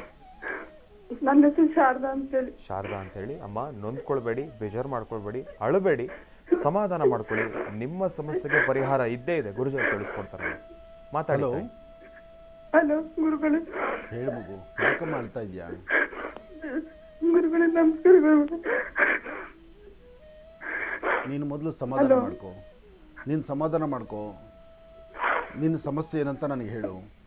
ಆದಷ್ಟು ಅದಕ್ಕೆ ಏನು ಪರಿಹಾರ ಇದೆ ನಾನು ಹುಡುಕ್ತೀನಿ. ನನಗೆ ಬಹಳ ಅಪೋದು, ಎಲ್ಲದೂ ಬರೀ ಅಪೋದನೆ ಗುರುಗಳೇ. ನನ್ನ ಮೇಲೆ ನೋಡಮ್ಮ, ಮಾಟ ಮಾಡಿದ್ದು, ಮುದ್ದು ಹಾಕಿದ್ದು ಅಂತ ಹೇಳಿ ನನ್ನ ಮೇಲೆ ಬಹಳ ಅಪೋದ ಆಗ್ತದೆ ಗುರುಗಳೇ. ಅಂತಹ ರಾಜ ವಿಕ್ರಮಾರ್ಕ ರಾಜ್ಯವನ್ನಾಳತಕ್ಕಂಥ ಪ್ರಭು ರಾಜನಿಗೆ ಬಿಟ್ಟಿದ್ದಲ್ಲ. ನಿಂದಕರತಕ್ಕಂಥದ್ದು ನಮ್ಮ ಸುತ್ತಮುತ್ತ ಇದ್ದೇ ಇರ್ತಾರೆ. ನಿನ್ನ ಬದುಕು ಬಹಳ ಮುಖ್ಯ, ನೀನು ಹಾಕುವ ಹೆಜ್ಜೆ ಬಹಳ ಮುಖ್ಯ. ನಿಂದಕರು, ನಿನ್ನನ್ನು ದೂಷಣೆ ಮಾಡ್ತಕ್ಕಂಥವ್ರು ನಿನ್ನ ಸುತ್ತಮುತ್ತ ಇದ್ದಾರೆ ಅಂತ ನೀನು ಕಣ್ಣೀರು ಹಾಕ್ತಾ ಕೂತ್ಕೊಂಡು ನಿನ್ನ 4 ಗೋಡೆ ಮಧ್ಯೆ ಅಥವಾ ನಿನ್ನ ಮನೆಗೆ ನೀನು ದ್ರೋಹ ಬಗ್ದಂಗೆ ಆಗಲ್ವಾ? ನೀನು ಈ ಥರ ಕಣ್ಣೀರು ಹಾಕ್ತಾ, ನೀನು ನೋವು ಪಡ್ತಾ, ನಿನ್ನ ಮುಖದಲ್ಲಿ ಏನೋ ಒಂಥರ ನೋವು ಇಟ್ಕೊಂಡ್ರೆ ನಿನ್ನ ಹಿಂದೆ ಮುಂದೆ ಇರ್ತಕ್ಕಂಥವ್ರು, ನಿನ್ನ ಕುಟುಂಬಸ್ಥರು, ಅವ್ರ ಪರಿಸ್ಥಿತಿ ಏನಮ್ಮ? ನೋಡು, ನಿನ್ನ ಮನೆ ರಾಗಿ ಕಲ್ಲು ಬೀಸಿದ್ರೆ 4 ಜನ ನೆಂಟರು, ನಿನ್ನ ಕೈಲಿ ಹಣಕಾಸಿದ್ದು ನಿನಗೊಂದಷ್ಟು ಬೇರೆ ಥರ ವ್ಯವಸ್ಥೆಗಳಿದ್ದರೆ 4 ಜನ ನೀನು ಸುತ್ತಮುತ್ತ ಇರ್ತಕ್ಕಂಥವ್ರೆಲ್ಲ ನಿನ್ನ ಜೈಕಾರ ಹಾಕ್ತಾರೆ. ಆದರೆ ನಿನ್ನ ಇರಲಿ ಬಿಡಲಿ, ನೀನು ಒಂದು ದಿವಸ ಅಡುಗೆ ಮಾಡಿ ಹಾಕಲಿಲ್ಲ ಅಂದರು ಅಥವಾ ನಿನಗೇನೂ ಇಲ್ಲ ಅಂದರೂ ಸಹಿತ ನಿನ್ನ ಕುಟುಂಬ ನಿನ್ನ ಕೈ ಬಿಡೋದಿಲ್ಲ. ನಾವು ಕುಟುಂಬಕ್ಕಾಗಿ ಬದುಕಬೇಕು, ಫಸ್ಟ್ ಅರ್ಥ ಮಾಡ್ಕೊಳ್ಳಿ. ನೀನೇ ಅಲ್ಲ, ನಿನ್ನ ಪರಿಸ್ಥಿತಿ ಯಾರಿಗೇ ಇದ್ದರೂ ಎಲ್ಲರೂ ತಿಳ್ಕೊಳ್ಬೇಕಾದ ವಿಚಾರ, ನಮ್ಮ ಬದುಕು ನನ್ನ ಕುಟುಂಬಕ್ಕಾಗಿ ಫಸ್ಟು. ಅದಾದ ನಂತರ ನನ್ನ ಸುತ್ತಮುತ್ತ ಪರಿಸರ. ಆ ಪರಿಸರದಲ್ಲಿರ್ತಕ್ಕಂಥವ್ರು ನಮ್ಮನ್ನು ನೋವು ಕೊಡ್ತಿದ್ದಾರೆ ಅಂದಾಗ ನಾವು ಪರಿಸರಕ್ಕೆ ನಾವು ಹೇಗಿರಬೇಕು ಹಾಗೇ ಇರಬೇಕು. ಸ್ವಾಮಿ, ನೀವೇನು ಅನುಷ್ಠಾನ ಹೇಳಿದ್ರು ನಾವು ಮಾಡಿದ್ರು ಅದ್ರಲ್ಲೂ ಅನುಮಾನ. ನಾವು ಇದು ಹೋದ ಹುಣ್ಣಿಮೆಗೆ ಧರ್ಮಸ್ಥಳಕ್ಕೆ ಹೋದ್ವಿ ಸ್ವಾಮಿ. ಅಲ್ಲಿ ಹೋಗಿ ಅಲ್ಲಿ ವೀರೇಂದ್ರ ಹೆಗ್ಡೆ ಹತ್ರ ಕೇಳಿದ್ವಿ. ವೀರೇಂದ್ರ ಹೆಗ್ಡೆ ಸ್ವಾಮಿ, ನೀನು ನನ್ನ ಚೌತಿ ಚಂದ ನೋಡಿದ್ದೀನಲ್ಲ ಅಂದ್ರೆ, ಹೌದು ಸ್ವಾಮಿ ನೋಡಿದ್ದೆ ಅಂದೆ. ಅದಕ್ಕೆ ಆಮೇಲೆ ಅವರು ಹೇಳಿದ್ರು, ಅದೇ ನೀವು ದೇವ್ರ ಕ್ಷಮೆ ಕೇಳ್ಕೊಂಡು ಅವ್ರನ್ನೂ ಕರ್ಕೊಂಡು ಹೋಗಿದ್ವಿ ನಾವು, ಮಾಟ ಮಂತ್ರ ಮತ್ತೆ ಅವ್ರನ್ನೂ ಕರ್ಕೊಂಡು ಹೋಗಿದ್ವಿ. ಆದ್ಮೇಲೆ ಆದ್ಮೇಲೆ ಅನ್ನಪ್ರಸಾದ ಪಾದ ಮುಟ್ಟು ನೀ ಹೇಳು ಅಂತೇಳಿ ಸ್ವಾಮಿ, ನಾನು ಎಷ್ಟು ನಾವು ಅನ್ಭವಿಸ್ಬಿಟ್ಟು ನನ್ನ ಜೀವನ ಬೇಡ ಮಟ್ಟಕ್ಕಾಗ್ಬಿಟ್ಟಿದ್ದೆ. ನಾನು ಮಾತು ಹೇಳಿ, ನಿನ್ನೊಳಗೆ ಸತ್ಯಾಸತ್ಯತೆ ಇದ್ದಾಗ ಅಲ್ಲ ಮಗು, ನಿನ್ನೊಳಗೆ ಸತ್ಯಾಸತ್ಯತೆ ಇದ್ದಾಗ ಅಣ್ಣಪ್ಪನ ಪಾದ ಏನು, ಸಾಕ್ಷಾತ್ ಧರ್ಮಸ್ಥಳ ಮಂಜುನಾಥ ಪ್ರತ್ಯಕ್ಷನಾಗಿ ಅದರ ಪಾದ ಮುಟ್ರು ತಪ್ಪೇನಮ್ಮ? ನಾನೊಂದು ಮಾತು, ನೀವ ಕಂಚಿಗೆ ಸಾಲಿಗೆ ಬಂದಾಗ ನಿಮ್ ಕಾಲು ಮುಟ್ಟು ನಮಸ್ಕಾರ ಮಾಡಿ ನಾನು ನಿಮ್ಮ ಮೂಲಕ ಅಷ್ಟೇ ನಾನು ಅವತ್ತು ನಾನು ಅಲ್ಲಿ ಬಂದಾಗ ಹೊಸು ನೀರು ಏನು ಬೇಡ, ನಿಮ್ ಮುಖ ನೋಡಿದ್ರೆ ನಂಗೆ ಅಷ್ಟು ಖುಷಿ ಆಯ್ತು ಸ್ವಾಮಿ. ನೀನ್ ಧೈರ್ಯ ತಂದ್ಕೋ, ಒಳ್ಳೇದಾಗತ್ತೆ. ನೋಡು, ಎಲ್ಲ ಕ್ಷಣದಲ್ಲೂ ಎಲ್ಲ ಕಾಲದಲ್ಲೂ ಒಂದಲ್ಲ ಒಂದು ಕಡೆ ಇಂಥವ್ರು ಇದ್ದೇ ಇರ್ತಾರಮ್ಮ. ನಮ್ಮ ಬದುಕೇ ರಾಕ್ಷಸರ ಮಧ್ಯದಲ್ಲಿ. ಯಾಕೆಂದರೆ ಇವತ್ತಿನ ಕಾಲಧರ್ಮ ಹಾಗಾಗಿದೆ. ತನ್ನ ಎಲೆಯಲ್ಲಿ, ಊಟದ ಎಲೆಯಲ್ಲಿ ತನ್ನ ಎಲೆ ಅಲ್ಲಿ ಗಲೀಜು ಬಿದ್ದಿರ್ತಕ್ಕಂಥದ್ದನ್ನು ನೋಡೋದಿಲ್ಲ, ಪಕ್ಕದವರ ಎಲೆ ಮೇಲೆ ಹಾರುವಂಥ ನೊಣದನ್ನು ನೋಡಿ ಅಯ್ಯೋ ನಿನ್ನ ಎಲೆ ಮೇಲೆ ಗಲೀಜು ಕೂತ್ಕೊಳ್ತಾ ಇದೆ ಅಂತ ಹೇಳ್ತಾರೆ. ಮೊದಲು ತನ್ನ ಎಲೆ ತಾನು ನೋಡ್ಕೋಬೇಕಲ್ಲ. ಯಾರಿಗೂ ತನ್ನ ಬೆನ್ನು ಕಾಣೋದಿಲ್ಲಮ್ಮ. ಬೆನ್ನು ಹಿಂದೆ ಏನಾಗ್ತಿದೆ ಅನ್ನೋದು ಯಾರಿಗೂ ಗೊತ್ತಿಲ್ಲ. ಆದರೆ ತನ್ನ ಮುಂದೆ ಇನ್ನೊಬ್ಬರು ದೂಷಣೆ ಮಾಡೋ ಗುಣ ಇರುತ್ತೆ. ನೀನು ಚಿಂತೆ ಬಹಳ ನೋವು ಅನ್ಬಿಸ್ಬಿಟ್ಟು ಸ್ವಾಮಿ. ನಿಮ್ಮ ಕಾರ್ಯಕ್ರಮನ ಎಷ್ಟು ದಿನ ನಾ ಮಾಡ್ಬೇಕು ಮಾತಾಡ್ಬೇಕು ಅಂತಿದ್ದೆ. ನಾನು ಸಾಯೋ ತನಕ ನಿಮ್ಮ ಕಾರ್ಯಕ್ರಮ ನೋಡ್ತೀನಿ. ನಾನು ಕೊಡೋದನ್ನ ನಾಯಿಸಿ ನಿಮ್ಗೆ ಕೊಟ್ಬಿಟ್ಟಿದ್ದೆ ಸ್ವಾಮಿ. ನನಗೆ ಜೀವನ ಬೇಡ ಮಟ್ಟಕ್ಕಾಗ್ಬಿಟ್ಟೈತಿ. ನಿಮ್ಮಂತವ್ರು ಬದುಕಬೇಕು, 4 ಜನರಿಗೆ ಒಳ್ಳೇದ್ ಮಾಡ್ಬೇಕು ಸ್ವಾಮಿ. ನಿನ್ನಲ್ಲಿ 4 ಜನಕ್ಕೆ ಒಳ್ಳೇದಾಗಬೇಕು, ಒಳ್ಳೇದು ಮಾಡಬೇಕು ಅನ್ನೋ ಮನಸ್ಸಿದೆ ನೋಡು. ಇದಕ್ಕಿಂತ ಮನೆ ಕಟ್ಟಿದ್ದೆ ಸ್ವಾಮಿ. ಮೇ 5ಕ್ಕೆ ಮನೆ ಗೃಹ ಪ್ರವೇಶ ಮಾಡ್ಬೇಕಂತಿದ್ದೆ. ನನ್ನ ಜೀವನಕ್ಕೆ ಏನು ಸಮಸ್ಯೆ ಇಲ್ಲ. ನಾ ದೇವ್ರ ಪುಣ್ಯದ ಎಲ್ಲದೂ ಒಳ್ಳೇದಾಗಿದೆ ನನಗೆ. ಆಯ್ತು, ಒಳ್ಳೇದಾಗ್ಲಿ. ಮೇ 5ಕ್ಕೆ ಸ್ವಾಮಿ ನನ್ನ ಮಗಳೊಬ್ಳಿದ ಮಾತಾಡ್ರಿ ಸ್ವಾಮಿ. ಅವತ್ತು ಇವತ್ತು ಹುಟ್ಟು ಹಬ್ಬ. ಓ, ಒಳ್ಳೆ ದಿವಸ ಫೋನ್ ಕರೆ ಸಿಕ್ಬಿಟ್ಟಿದೆಯಲ್ಲ. ಏನು ಒಳ್ಳೆ ಹೆಸರು? ಹುಟ್ಟು ಹಬ್ಬ ಸ್ವಾಮಿ. ನನ್ನ ಮಕ್ಕಳು ನನ್ನ ಗಂಡ ನನ್ನ ತುಂಬಾ ಚಂದ ನೋಡ್ಕೊಂತಾರೆ. ನನ್ನ ಇದಕ್ಕಿನ್ನ ಭಾಗ್ಯ ಏನಮ್ಮ? ಮುದ್ದಾದ ಸಂಸಾರ. ಮತ್ತೆ ಈ ಮುದ್ದಾದ ಸಂಸಾರದಲ್ಲಿ ಯಾರೋ ಏನೋ ಮಾತಾಡ್ತಾರೆ ಅಂತ ನೀನ್ ಕಣ್ಣೀರ್ ಹಾಕಿದ್ರೆ ಅದು ತಪ್ಪಲ್ಲ. ಒಂದಿನ ಊಟ ಮಾಡಿದ್ರೆ ನನ್ನ ಮಕ್ಕಳು ನನಗಾಗಿ ಎಷ್ಟು, ಅವರು ಊಟ ಮಾಡಲ್ಲ. 8ನೇ ಕ್ಲಾಸ್, ಒಬ್ಳು 6ನೇ ಕ್ಲಾಸ್. ಒಳ್ಳೇದಾಗ್ಲಿ ಸ್ವಾಮಿ. ನನ್ನ ಮಕ್ಕಳು ಬಹುಶಃ ಚೆನ್ನಾಗತ್ತ ಕೇಳ್ತು ಸ್ವಾಮಿ. ಆಯ್ತು ಆಯ್ತು, ಒಳ್ಳೇದಾಗ್ಲಿ. ನೀನ್ ಚೆನ್ನಾಗಿರು. ಆ ಮಗು ಹೇಳಮ್ಮ, ಇವತ್ತು ನೀನು ಹುಡ್ದಬ್ಬನ? ಮತ್ತೆ ಇಲ್ಲಿ ಸ್ವೀಟ್ ಇಲ್ದಿರ ಬರೀ ಮಾತಾಡ್ತಾ ಇದೆಯಾ? ಒಂದು ಕೆಲಸ ಮಾಡು, ನಿಮ್ಮ ಮನೆಯ ಸಮೀಪದಲ್ಲಿ ಮೊದಲು ಅಪ್ಪ ಅಮ್ಮನ ಕಾಲಕ್ಕೆ ನಮಸ್ಕಾರ ಮಾಡು. ನಿಮ್ಮ ಮನೆಯ ಸಮೀಪದಲ್ಲಿ ಯಾವ ದೇವಸ್ಥಾನ ಇರುತ್ತೋ ಅಲ್ಲಿ ಹೋಗಿ ದೇವ್ರ ಹತ್ರ ಒಂದು ಪ್ರಾರ್ಥನೆ ಮಾಡಿ ಬಾ. ಇನ್ನು ಹಾಕೋ ಮುಂದಿನ ಹೆಜ್ಜೆಯಲ್ಲಿ ನಿನ್ನ ಅನುಗ್ರಹ ನನಗಿರಲಿ ಅಂತ ದೇವರನ್ನ ಪ್ರಾರ್ಥನೆ ಮಾಡು. ಹಾಗೆ ಚೆನ್ನಾಗಿ ಓದು, ಒಳ್ಳೆ ವಿದ್ಯಾವಂತಳಾಗು, ಒಳ್ಳೆ ಸ್ಥಾನಮಾನ ಸಂಪಾದನೆ ಮಾಡ್ಕೋ. ನೀನು ಚೆನ್ನಾಗಿರೋ ಮಗು. ಒಳ್ಳೇದಾಗ್ಲಮ್ಮ. ಹುಟ್ಟುಹಬ್ಬದ ಶುಭಾಶಯಗಳು ನಿಮಗೆ. ಒಳ್ಳೇದಾಗಲಿ. ಇನ್ನು ಬಹಳ ವಿಶೇಷವಾಗಿ ಇಂದಿನ ಭಾಗದಲ್ಲಿ ಕರ್ಕಾಟಕ ರಾಶಿಯವರೆಗೂ ಕೂಡ ರಾಶಿಫಲಗಳನ್ನು ತಿಳ್ಕೊಂಡಿದ್ದೇವೆ. ಇನ್ನು ಈಗ ಸಿಂಹರಾಶಿಯಿಂದ ರಾಶಿಫಲಗಳನ್ನು ಮುಂದುವರಿಸಬೇಕು. ಗುರುಗಳೇ, ಸಿಂಹರಾಶಿಯಿಂದ ರಾಶಿಫಲಗಳನ್ನು ಮುಂದುವರಿಸಿ. ಖಂಡಿತ. ಇನ್ನು ಸಿಂಹರಾಶಿ.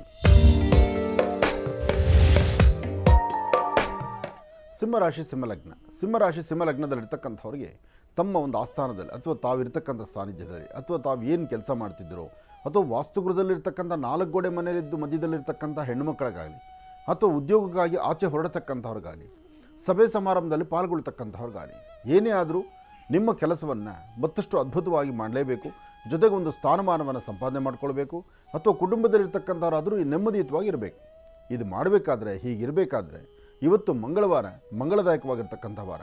ದೇವಿಯನ್ನು ಪ್ರಾರ್ಥನೆ ಮಾಡ್ತಾ ಸಾಧ್ಯವಾದರೆ ಎಲ್ಲದರೂ ಹತ್ತಿರದಲ್ಲಿ ಒಂದು ಆಂಜನೇಯ ಸ್ವಾಮಿ ದೇವಸ್ಥಾನಕ್ಕೆ ಬಂದು ಅಲ್ಲಿ ಕೊಡ್ತಕ್ಕಂಥ ಆ ಶ್ರೀರಕ್ಷೆ ಇದೆಯಲ್ಲ, ಅಂದರೆ ಸ್ವಾಮಿಯ ವಿಶೇಷವಾದಂಥ ಕೇಸರಿ ಇದೆಯಲ್ಲ, ಆ ಕೇಸರಿ ತಿಲಕವನ್ನು ಹಣೆಗಚ್ಕೊಳ್ಳೋದ್ರಿಂದ, ಕೇಸರಿಯ ತಿಲಕ, ಕೇಸರಿಯನ್ನು ಒಂದಿಷ್ಟು ಹಣೆಗಚ್ಕೊಂಡ್ರೆ ಇವತ್ತು ಬಂದೊದಗುವಂಥ ಎಂತಹ ಒಂದು ದೊಡ್ಡ ಬೆಟ್ಟದಷ್ಟು ಕಷ್ಟ ಆದರೂ ಅದು ದೂರ ಆಗುತ್ತೆ. ಇದರ ಮಧ್ಯದಲ್ಲಿ ನೀವು ಇನ್ನೊಂದು ಕೆಲಸ ಮಾಡಬೇಕು. ಇವತ್ತು ಸಿಂಹರಾಶಿಯಲ್ಲಿರ್ತಕ್ಕಂಥವ್ರು ಹತ್ತಿರದಲ್ಲಿ ಯಾರೋ ಒಂದು ಬಿಳಿ ಎಕ್ಕದ ಗಿಡ ಇದ್ದರೆ ಆ ಎಕ್ಕದ ಎಲೆಯನ್ನು ತಗೊಳ್ಳಿ. ಬಿಳಿ ಎಕ್ಕದ ಎಲೆಯನ್ನು ತೆಗೆದುಕೊಂಡು ಆ ಎಲೆಯನ್ನು ಮೇಲ್ಭಾಗ ಶುದ್ಧಿ ಮಾಡಿ ಒಂದು ಕೇಸರಿಯಿಂದ ಒಂದು ತ್ರಿಕೋನವನ್ನು ಬರೀರಿ. ಕೇಸರಿಯಿಂದ ತ್ರಿಕೋನವನ್ನು ಬರೀಬೇಕು. ತ್ರಿಕೋನದ ಮಧ್ಯದಲ್ಲಿ ಶ್ರೀಂ ಎಂಬತಕ್ಕಂಥ ಒಂದು ಬೀಜಾಕ್ಷರಿ ಬರೀಬೇಕು. ಶ್ರೀಂ ಎಂಬತಕ್ಕಂತಹ ಒಂದು ಬೀಜಾಕ್ಷರಿ ಮಂತ್ರವನ್ನು ಬರೆದು ಅದರ ಮೇಲೆ ಒಂದು ಚಿಟಿಕೆ ಸಕ್ಕರೆನೋ ಬೆಲ್ಲನೋ ಹಾಕಿ ಅದನ್ನು ಯಾವ ಗಿಡದಿಂದ ಎಲೆಯನ್ನು ತಂದಿದ್ದರೋ ಅದೇ ಗಿಡದ ಬುಡಕ್ಕಿಡಿ. ಇಷ್ಟು ಕೆಲಸ ನೀವು ಮಾಡಿ ಎಂತಹ ಶತ್ರುಗಳಿದ್ದರೂ ಮಿತ್ರರಾಗ್ತಾರೆ. ಎಂತಹ ಕೆಲಸ ಇವತ್ತು ಆಗೋದಿಲ್ಲ ಅಂದರೂ ಕೆಲಸ ಆಗುತ್ತೆ.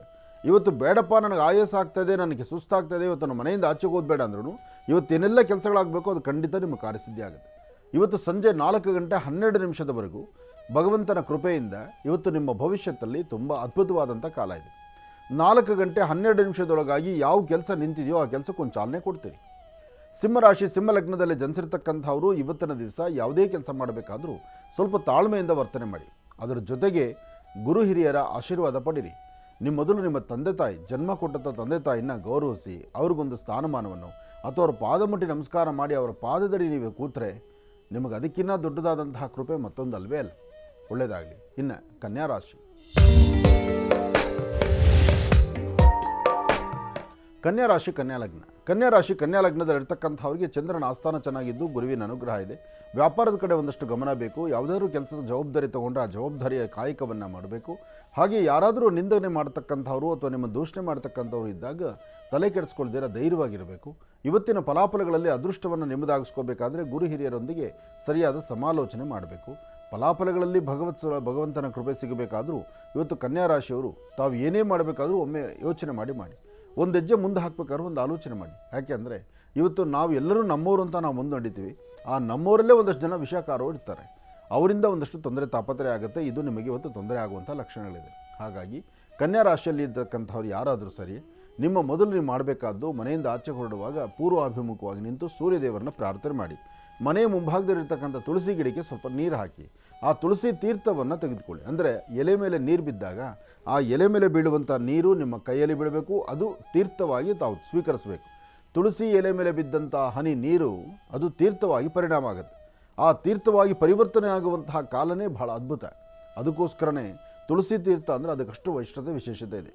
ಆ ತುಳಸಿ ಮೇಲೆ ಬಿದ್ದಂಥ ಇಬ್ಬನಿಗಳಿದೆಯಲ್ಲ, ಆ ಇಬ್ಬನಿಯನ್ನು ಕಣ್ತುಂಬ ನೋಡಿದ್ರೆ ಸಾಕಂತ ಕಣ್ಣಿನ ದೋಷ ದೂರ ಅಂತ ಹೇಳ್ತಾರೆ.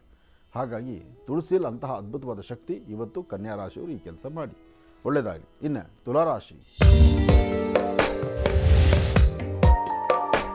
ತುಲಾರಾಶಿ ತುಲಾಲಗ್ನ. ತುಲಾರಾಶಿ ತುಲಾಲಗ್ನದಲ್ಲಿರ್ತಕ್ಕಂಥವ್ರಿಗೆ ಮಂಗಳವಾರ ಮಂಗಳದಾಯಕವಾಗಿರ್ತಕ್ಕಂಥ ವಾರ.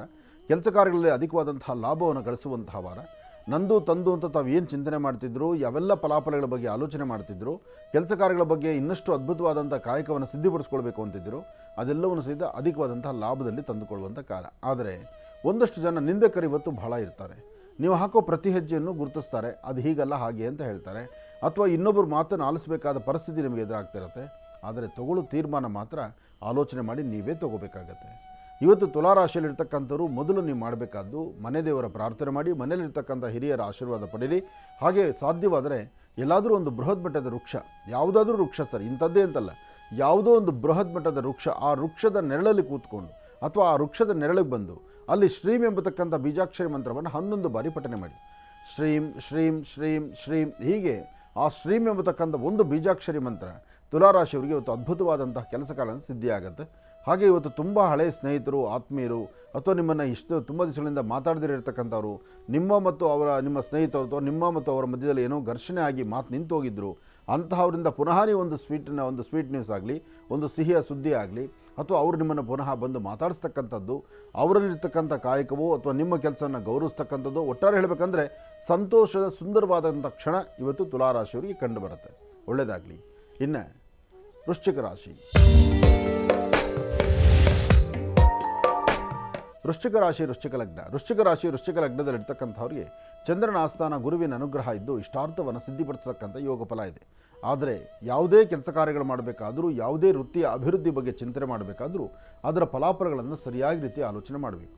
ಹಾಗೆ ಒಳ್ಳೆಯ ಕೆಲಸಗಳನ್ನು ಮುಂದುವರಿಸಬೇಕು. ಕೆಲಸಗಳಲ್ಲಿ ಏನು ಬೇಕು ಬೇಡ ಅದನ್ನು ಚಿಂತನೆ ಮಾಡಬೇಕು. ಲಾಭ ನಷ್ಟಗಳ ಬಗ್ಗೆ ಸರಿಯಾದ ಆಲೋಚನೆ ಬೇಕು. ಹಾಗೆ ತೃಪ್ತಿಕರವಾದಂತಹ ಬದುಕು ಕಾಣಬೇಕಾದರೂ ಗುರು ಹಿರಿಯರ ಆಶೀರ್ವಾದ ಬೇಕು. ಅದಕ್ಕಾಗಿ ನಿಮ್ಮ ಕುಟುಂಬದ ಹಿರಿಯರೊಂದಿಗೆ ಮಾತಾಡಿ. ಹಾಗೆ ಇವತ್ತಿನ ದಿವಸ ಇನ್ನೊಂದು ಏನಪ್ಪ ಅಂದರೆ, ಯಾರನ್ನೇ ಏನು ಕೊಡಬೇಕಾದ್ರೂ, ಏನು ತೊಗೊಳ್ಬೇಕಾದ್ರೂ, ಯಾವುದೇ ಲೇವಾದೇವಿ ಮಾಡಬೇಕಾದ್ರೂ ಅದನ್ನು ಸರಿಯಾದ ರೀತಿ ಯಾರಿಗೂ ಗೊತ್ತಿಲ್ಲದಂಥ ರೀತಿಯಲ್ಲಿ ಏನು ಮಾಡೋದು ಬೇಡ. ಏನೂ ಗೌಪ್ಯವಾಗಿ ಏನು ಕಾಪಾಡಬೇಕಾದ ಅವಶ್ಯಕತೆ ಇಲ್ಲ. ಇವತ್ತು ನಿಮ್ಮ ಶ್ರಮಕ್ಕೆ ತಕ್ಕ ಪ್ರತಿಫಲ ಇದೆ. ತಾವು ಏನು ಶ್ರಮಿಸ್ತೀರಿ, ಶ್ರಮಕ್ಕೆ ತಕ್ಕ ಪ್ರತಿಫಲ ಇದೆ. ಹಾಗಿದ್ದಾಗ ನಿಮ್ಮ ಚಿಂತನೆ ಸರಿ ಹೋಗಬೇಕಾಗತ್ತೆ, ಸರಿಯಾದ ದಾರಿಯಲ್ಲಿರಬೇಕಾಗತ್ತೆ. ಅದಕ್ಕಾಗಿ ಮನೆ ದೇವರ ಪ್ರಾರ್ಥನೆ ಮಾಡಿ. ಮನೆ ದೇವರ ಪ್ರಾರ್ಥನೆ ಹಾಗೆ ಸಣ್ಣ ಪುಟ್ಟ ಮಕ್ಕಳಿಗೆ ಏನಾದ್ರು ಒಂಚೂರು ತಿಂಡಿ ತಿನಿಸನ್ನು ಕೊಡ್ತಕ್ಕಂಥದ್ದು. ಮಕ್ಕಳಿಗೆ ನೀವು ತಿನ್ನಿಸುವಂತಹ ತಿಂಡಿ ತಿನಿಸಿನಿಂದ ಹೆಚ್ಚಿನ ಫಲಾಫಲಗಳನ್ನು ಖಂಡಿತ ಸಿದ್ಧಿಪಡಿಸ್ಕೊಳ್ತೀರಿ. ಒಳ್ಳೆಯದಾಗಲಿ, ಶುಭವಾಗಲಿ. ಇನ್ನು ಬಹಳ ವಿಶೇಷವಾಗಿ ಇಂದಿನ ಭಾಗದಲ್ಲಿ ವೃಶ್ಚಿಕ ರಾಶಿವರೆಗೂ ಕೂಡ ರಾಶಿ ಫಲಗಳನ್ನು ತಿಳ್ಕೊಂಡಿದ್ದೇವೆ. ಇನ್ನು ಈಗ ಧನುರ್ ರಾಶಿಯಿಂದ ರಾಶಿ ಫಲಗಳನ್ನು ಮುಂದುವರಿಸಬೇಕು. ಗುರುಗಳೇ, ಧನುರ್ ರಾಶಿಯಿಂದ ರಾಶಿ ಫಲಗಳನ್ನು ಮುಂದುವರಿಸೋಣ. ಖಂಡಿತ. ಇನ್ನು ಧನುರಾಶಿ.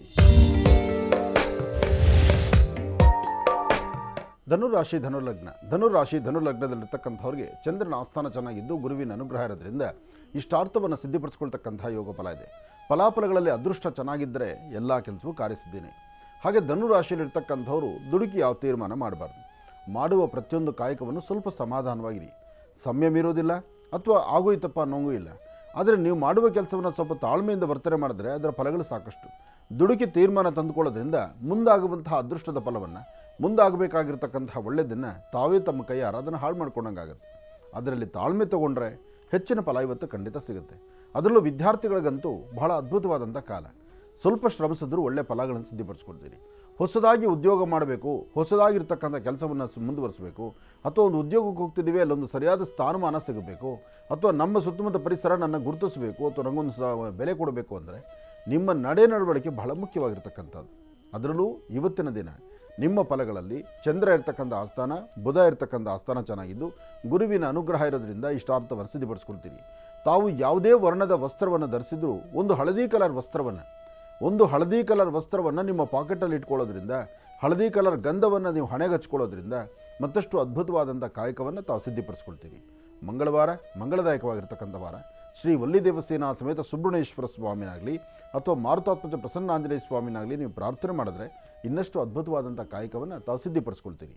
ಒಳ್ಳೆಯದಾಗಲಿ, ಶುಭವಾಗಲಿ. ಇನ್ನು ಮಕರ ರಾಶಿ. ಮಕರ ರಾಶಿ ಮಕರ ಲಗ್ನದಲ್ಲಿರ್ತಕ್ಕಂಥವರು ಪ್ರಯಾಣ, ವ್ಯಾಪಾರ, ವ್ಯವಹಾರ ಯಾವುದೇ ಕೆಲಸದಲ್ಲಾದರೂ ಸ್ವಲ್ಪ ಮಂದಗತಿಯಲ್ಲಿ ಸಾಗುತ್ತೆ. ಅಂದರೆ ತಾವು ಪ್ರತಿನಿತ್ಯಕ್ಕೂ ಇವತ್ತಿಗೂ ತಾವು ಅಂದುಕೊಂಡಷ್ಟು ವೇಗ ಇರೋದಿಲ್ಲ. ಎಲ್ಲ ಕೆಲಸವೂ ವಿಳಂಬ, ಎಲ್ಲವೂ ನಿಧಾನ. ಅಂದುಕೊಂಡಿದ್ದನ್ನು ಬೇಗ ಮಾಡಲಿಕ್ಕಾಗೋದಿಲ್ಲ. ಫಲಾಫಲಗಳನ್ನು ಸಿದ್ಧಿಪಡಿಸ್ಕೊಳ್ಳೋಕ್ಕಾಗಲ್ಲ. ನಿಮಗೆ ಸಿಗಬೇಕಾಗಿರ್ತಕ್ಕಂಥ ಸ್ಥಾನಮಾನ ಸಿಗೋದಿಲ್ಲ. ಏನಾದರೂ ಬರೀ ಶ್ರಮಿಸ್ತೀರಿ. ಆ ಶ್ರಮಕ್ಕೆ ಫಲ ಎಲ್ಲಿ ಹೋಗ್ತಾ ಇದೆ, ಏನಾಗ್ತಾ ಇದೆ, ನೀವು ಮಾಡಿರುವ ಕೆಲಸಕ್ಕೆ ಅದು ಬೆಲೆ ಏನಾಯಿತು, ನೀವಿಷ್ಟು ಕಷ್ಟಪಟ್ಟರಲ್ಲ, ನಿಮಗೇನು ಸ್ಥಾನಮಾನ ಸಿಕ್ತು, ಅಥವಾ ನಿಮ್ಮ ಜೊತೆಯಲ್ಲಿರ್ತಕ್ಕಂಥ ನಿಮ್ಮ ಸಹಪಾಠಿಗಳು ನಿಮ್ಮನ್ನು ಯಾಕೆ ಹೀಗೆ ನೋಡ್ತಿದ್ದಾರೆ? ಇದಕ್ಕೆಲ್ಲ ಕಾರಣ ಪ್ರಸ್ತುತ ನಿಮ್ಮ ಗ್ರಹಸ್ಥಿತಿಗಳು. ಅದಕ್ಕೋಸ್ಕರನೇ ನೀಲಾಂಜನ ಸಮಾಭಾಸಂ ರವಿಪುತ್ರ ಮೆಮಾಗ್ರಜಂ ಛಾಯಾಮಾರ್ತಾಂಡ ಸಂಭೂತಂ ತನ್ನಮಾಮಿ ಶನೇಶ್ಚರ ಮಂತ್ರವನ್ನು ನಿರಂತರ ಪಠನೆ ಮಾಡ್ತಾ, ಒಳ್ಳೆಯದ್ರ ಬಗ್ಗೆ ಆಲೋಚನೆ ಮಾಡ್ತಾ, ಗುರು ಹಿರಿಯರ ಮಾತನ್ನು ನೀವು ಕೇಳ್ತಾ, ಸಾಧ್ಯವಾದಷ್ಟು ನಾನು ನಂದು ಎಂಬತಕ್ಕಂಥ ಮದಮಾತ್ಸರ್ಯವನ್ನು ದೂರ ಮಾಡಿದ್ರೆ ಆಗಷ್ಟೇ ಅದರ ಫಲಗಳು ಸಿಗ್ತಕ್ಕಂಥದ್ದು. ಒಳ್ಳೆಯದಾಗಲಿ, ಶುಭವಾಗಲಿ. ಇನ್ನು ಕುಂಭರಾಶಿ.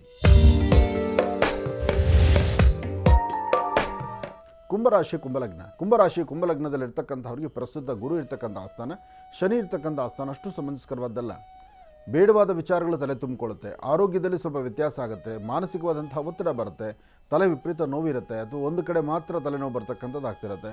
ಮತ್ತು ಯಾರು ಅನ್ನೋರು ಅಂತ ನಂಬಿದ್ರು ಅವರಿಂದ ನಿಷ್ಠುರಕ್ಕೊಳಗಾಗೋ ಪರಿಸ್ಥಿತಿ ಎದುರಾಗುತ್ತೆ. ಯಾರಿಗಾದರೂ 4 ಜನಕ್ಕೆ ಒಳ್ಳೆ ಮಾತು, ನೀವು ಪಾಠ ಹೇಳೋದು ಅಥವಾ ಪಾಠ ಕೇಳೋದು, ಒಂದು ಹೇಳೋದಾಗ್ಬೋದು, ಒಂದು ಕೇಳೋದಾಗ್ಬೋದು. ಕೇಳುವ ಕಾಲದಲ್ಲೂ ನಾನು ನಂದು ಎಂಬತಕ್ಕಂಥ ಮಾತ್ಸರ್ಯ ಇರುತ್ತೆ. ಹೇಳುವಾಗಲೂ ಸಹಿತ ನಾನು ಹೇಳೋದನ್ನೇ ನೀನು ಕೇಳಬೇಕು ಅಂತ ಆರ್ಡರ್ ಮಾಡುವಂಥ ಪರಿಸ್ಥಿತಿ ಎದುರಾಗುತ್ತೆ. ಒಟ್ಟಾರೆ ಎರಡೂ ಕಡೆ ಸಮಸ್ಯೆ ಮಾತ್ರ ನಿಮಗೆ ಕಟ್ಟಿಟ್ಟು ಬುತ್ತಿ ಆಗುತ್ತೆ. ಹಾಗಾಗಿ ಇವತ್ತು ಮಧ್ಯಾಹ್ನ 3 ಗಂಟೆವರೆಗೂ ಕುಂಭರಾಶಿಯವರು ಹಾಕುವ ಪ್ರತಿ ಹೆಜ್ಜೆಯು ಭಾಳ ಜೋಪಾನವಾಗಿರಬೇಕು. ಕುಂಭಲಗ್ನದಲ್ಲಿರ್ತಕ್ಕಂಥವರು ಮೊದಲು ಆರೋಗ್ಯವನ್ನು ಸರಿಪಡಿಸ್ಕೊಳ್ಳಿ. ಆರೋಗ್ಯದಲ್ಲಿ ಹೆಚ್ಚು ಕಮ್ಮಿ ಆಗಿ ಮನಸ್ಸಿಗೆ ಒಂಥರ ತುಂಬ ನೋವಿನ ಸಂಗತಿಗಳಾಗ್ತಿರುತ್ತೆ. ಅಂದುಕೊಂಡಷ್ಟು ಮಾಡುವಷ್ಟು ಕೆಲಸ ಕ್ರಮಬದ್ಧವಾಗಿ ಮಾಡಲಿಕ್ಕೆ ಆಗದಂಥ ಪರಿಸ್ಥಿತಿಯಲ್ಲಿ ಇರ್ತೀರಿ. ಇವತ್ತಿನ ದಿವಸ ನಿಮ್ಮ ಕೈಯಲ್ಲಿ ಸಾಧ್ಯವಾದರೆ ಒಂದಷ್ಟು ಮೊಸರು ಅಥವಾ ಮಜ್ಜಿಗೆ ಇಂತಹದ್ದನ್ನು ಯಾರಾದರೂ ಒಂದು ವಯಸ್ಸಾದಂಥವ್ರು ಕೊಡಿ. ಅಥವಾ ಎಲ್ಲಾದರೂ ಗೋವುಗಳು ಕಂಡು ಬಂದರೆ ಒಂದಿಷ್ಟು ಗೋಗ್ರಾಸ ಕೊಡಿ. ಗೋವುಗಳಿಗೆ ಗೋಗ್ರಾಸ ಕೊಟ್ಟಿದ್ದೆ ಆದರೆ ಕುಂಭರಾಶಿಯವರಿಗೆ ಸ್ವಲ್ಪ ಮಟ್ಟಿಗೆ ನೆಮ್ಮದಿ. ಇದರ ಮಧ್ಯದಲ್ಲಿ ನೀಲಾಂಜನ ಸಮಾಭಾಸಂ ರವಿಪುತ್ರ ಮೆಮಾಗ್ರಜಂ ಛಾಯಾಮಾರ್ತಾಂಡ ಸಂಭೂತಂ ತನ್ನಮಾಮಿ ಶನೇಶ್ಚರನ್ನ ಶ್ರದ್ಧಾಭಕ್ತಿಯಾಗಿ ಪ್ರಾರ್ಥನೆ ಮಾಡಿ ಆತನ ಕೃಪೆಯಿಂದ ಬರ್ತಕ್ಕಂಥ ದೋಷಗಳು ಬೇಗ ದೂರ ಆಗಲಿ. ಒಳ್ಳೆಯದಾಗಲಿ. ಇನ್ನು ಮೀನರಾಶಿ. ಮೀನರಾಶಿ ಮೀನಲಗ್ನದಲ್ಲಿರ್ತಕ್ಕಂಥವ್ರಿಗೆ ಚಂದ್ರನ ಆಸ್ಥಾನ ಗುರುವಿನ ಅನುಗ್ರಹದಿಂದ ಇಷ್ಟಾರ್ಥವನ್ನು ಸಿದ್ಧಿಪಡಿಸ್ಕೊಳ್ತಕ್ಕಂಥ ಯೋಗ ಫಲ ಇದೆ. ಸತ್ಯಾಸತ್ಯತೆಗಳನ್ನು ಅರ್ತು ಮಾತಾಡಬೇಕಾದ್ದು ಧರ್ಮ. ಕೆಲವೊಮ್ಮೆ ಏನಾಗುತ್ತೆ, ದುಡುಕಿ ಮಾತಾಡ್ತೀವಿ. ಆ ದುಡುಕಿ ಮಾತಾಡಿದಾಗ ಸುತ್ತಮುತ್ತ ಇರತಕ್ಕಂಥ ಪರಿಸರ ಕಲುಷಿತವಾಗುತ್ತೆ, ಅಲ್ಲಿ ಸಮಸ್ಯೆ ಪ್ರಾರಂಭ ಆಗುತ್ತೆ. ಆ ಸಮಸ್ಯೆಯಿಂದ ನೀವೇ ಕಣ್ಣೀರು ಹಾಕಬೇಕಾಗತ್ತೆ, ಒಂದಷ್ಟು ಜೋಪಾನ ಬೇಕಾಗುತ್ತೆ. ಇವತ್ತು ಸರಿಯಾದ ಸನ್ಮಾರ್ಗದಲ್ಲಿದ್ದರೆ ಮಾತ್ರ ಅದರ ಫಲಗಳು. ಹಾಗೆ ಏನೇ ಕೆಲಸ ಮಾಡಬೇಕಾದ್ರೂ ಒಮ್ಮೆ ಆಲೋಚನೆ ಮಾಡಿ, ಸರಿಯೋ ತಪ್ಪೋ, ಸರಿ ತಪ್ಪುಗಳ ಸರಿಯಾದ ಚಿಂತನೆ ಇಲ್ಲ ಅಂದರೆ ಅಲ್ಲಿ ಕಣ್ಣೀರು ಹಾಕುವಂಥದ್ದು ಕಟ್ಟಿಟ್ಟು ಬುತ್ತಿ ಆಗುತ್ತೆ. ಹಾಗಾಗಿ ಜೋಪಾನವಾಗಿ ಎಚ್ಚರಿಕೆಯಿಂದ ನಡೆಯಿರಿ. ಹಾಗೆ ಇವತ್ತಿನ ಫಲಾಫಲಗಳಲ್ಲಿ ಅದೃಷ್ಟ ನಿಮ್ಮದಾಗಬೇಕಾದ್ರೆ ನಿಮ್ಮ ಕುಲದೇವರ ಪ್ರಾರ್ಥನೆ ಬೇಕು.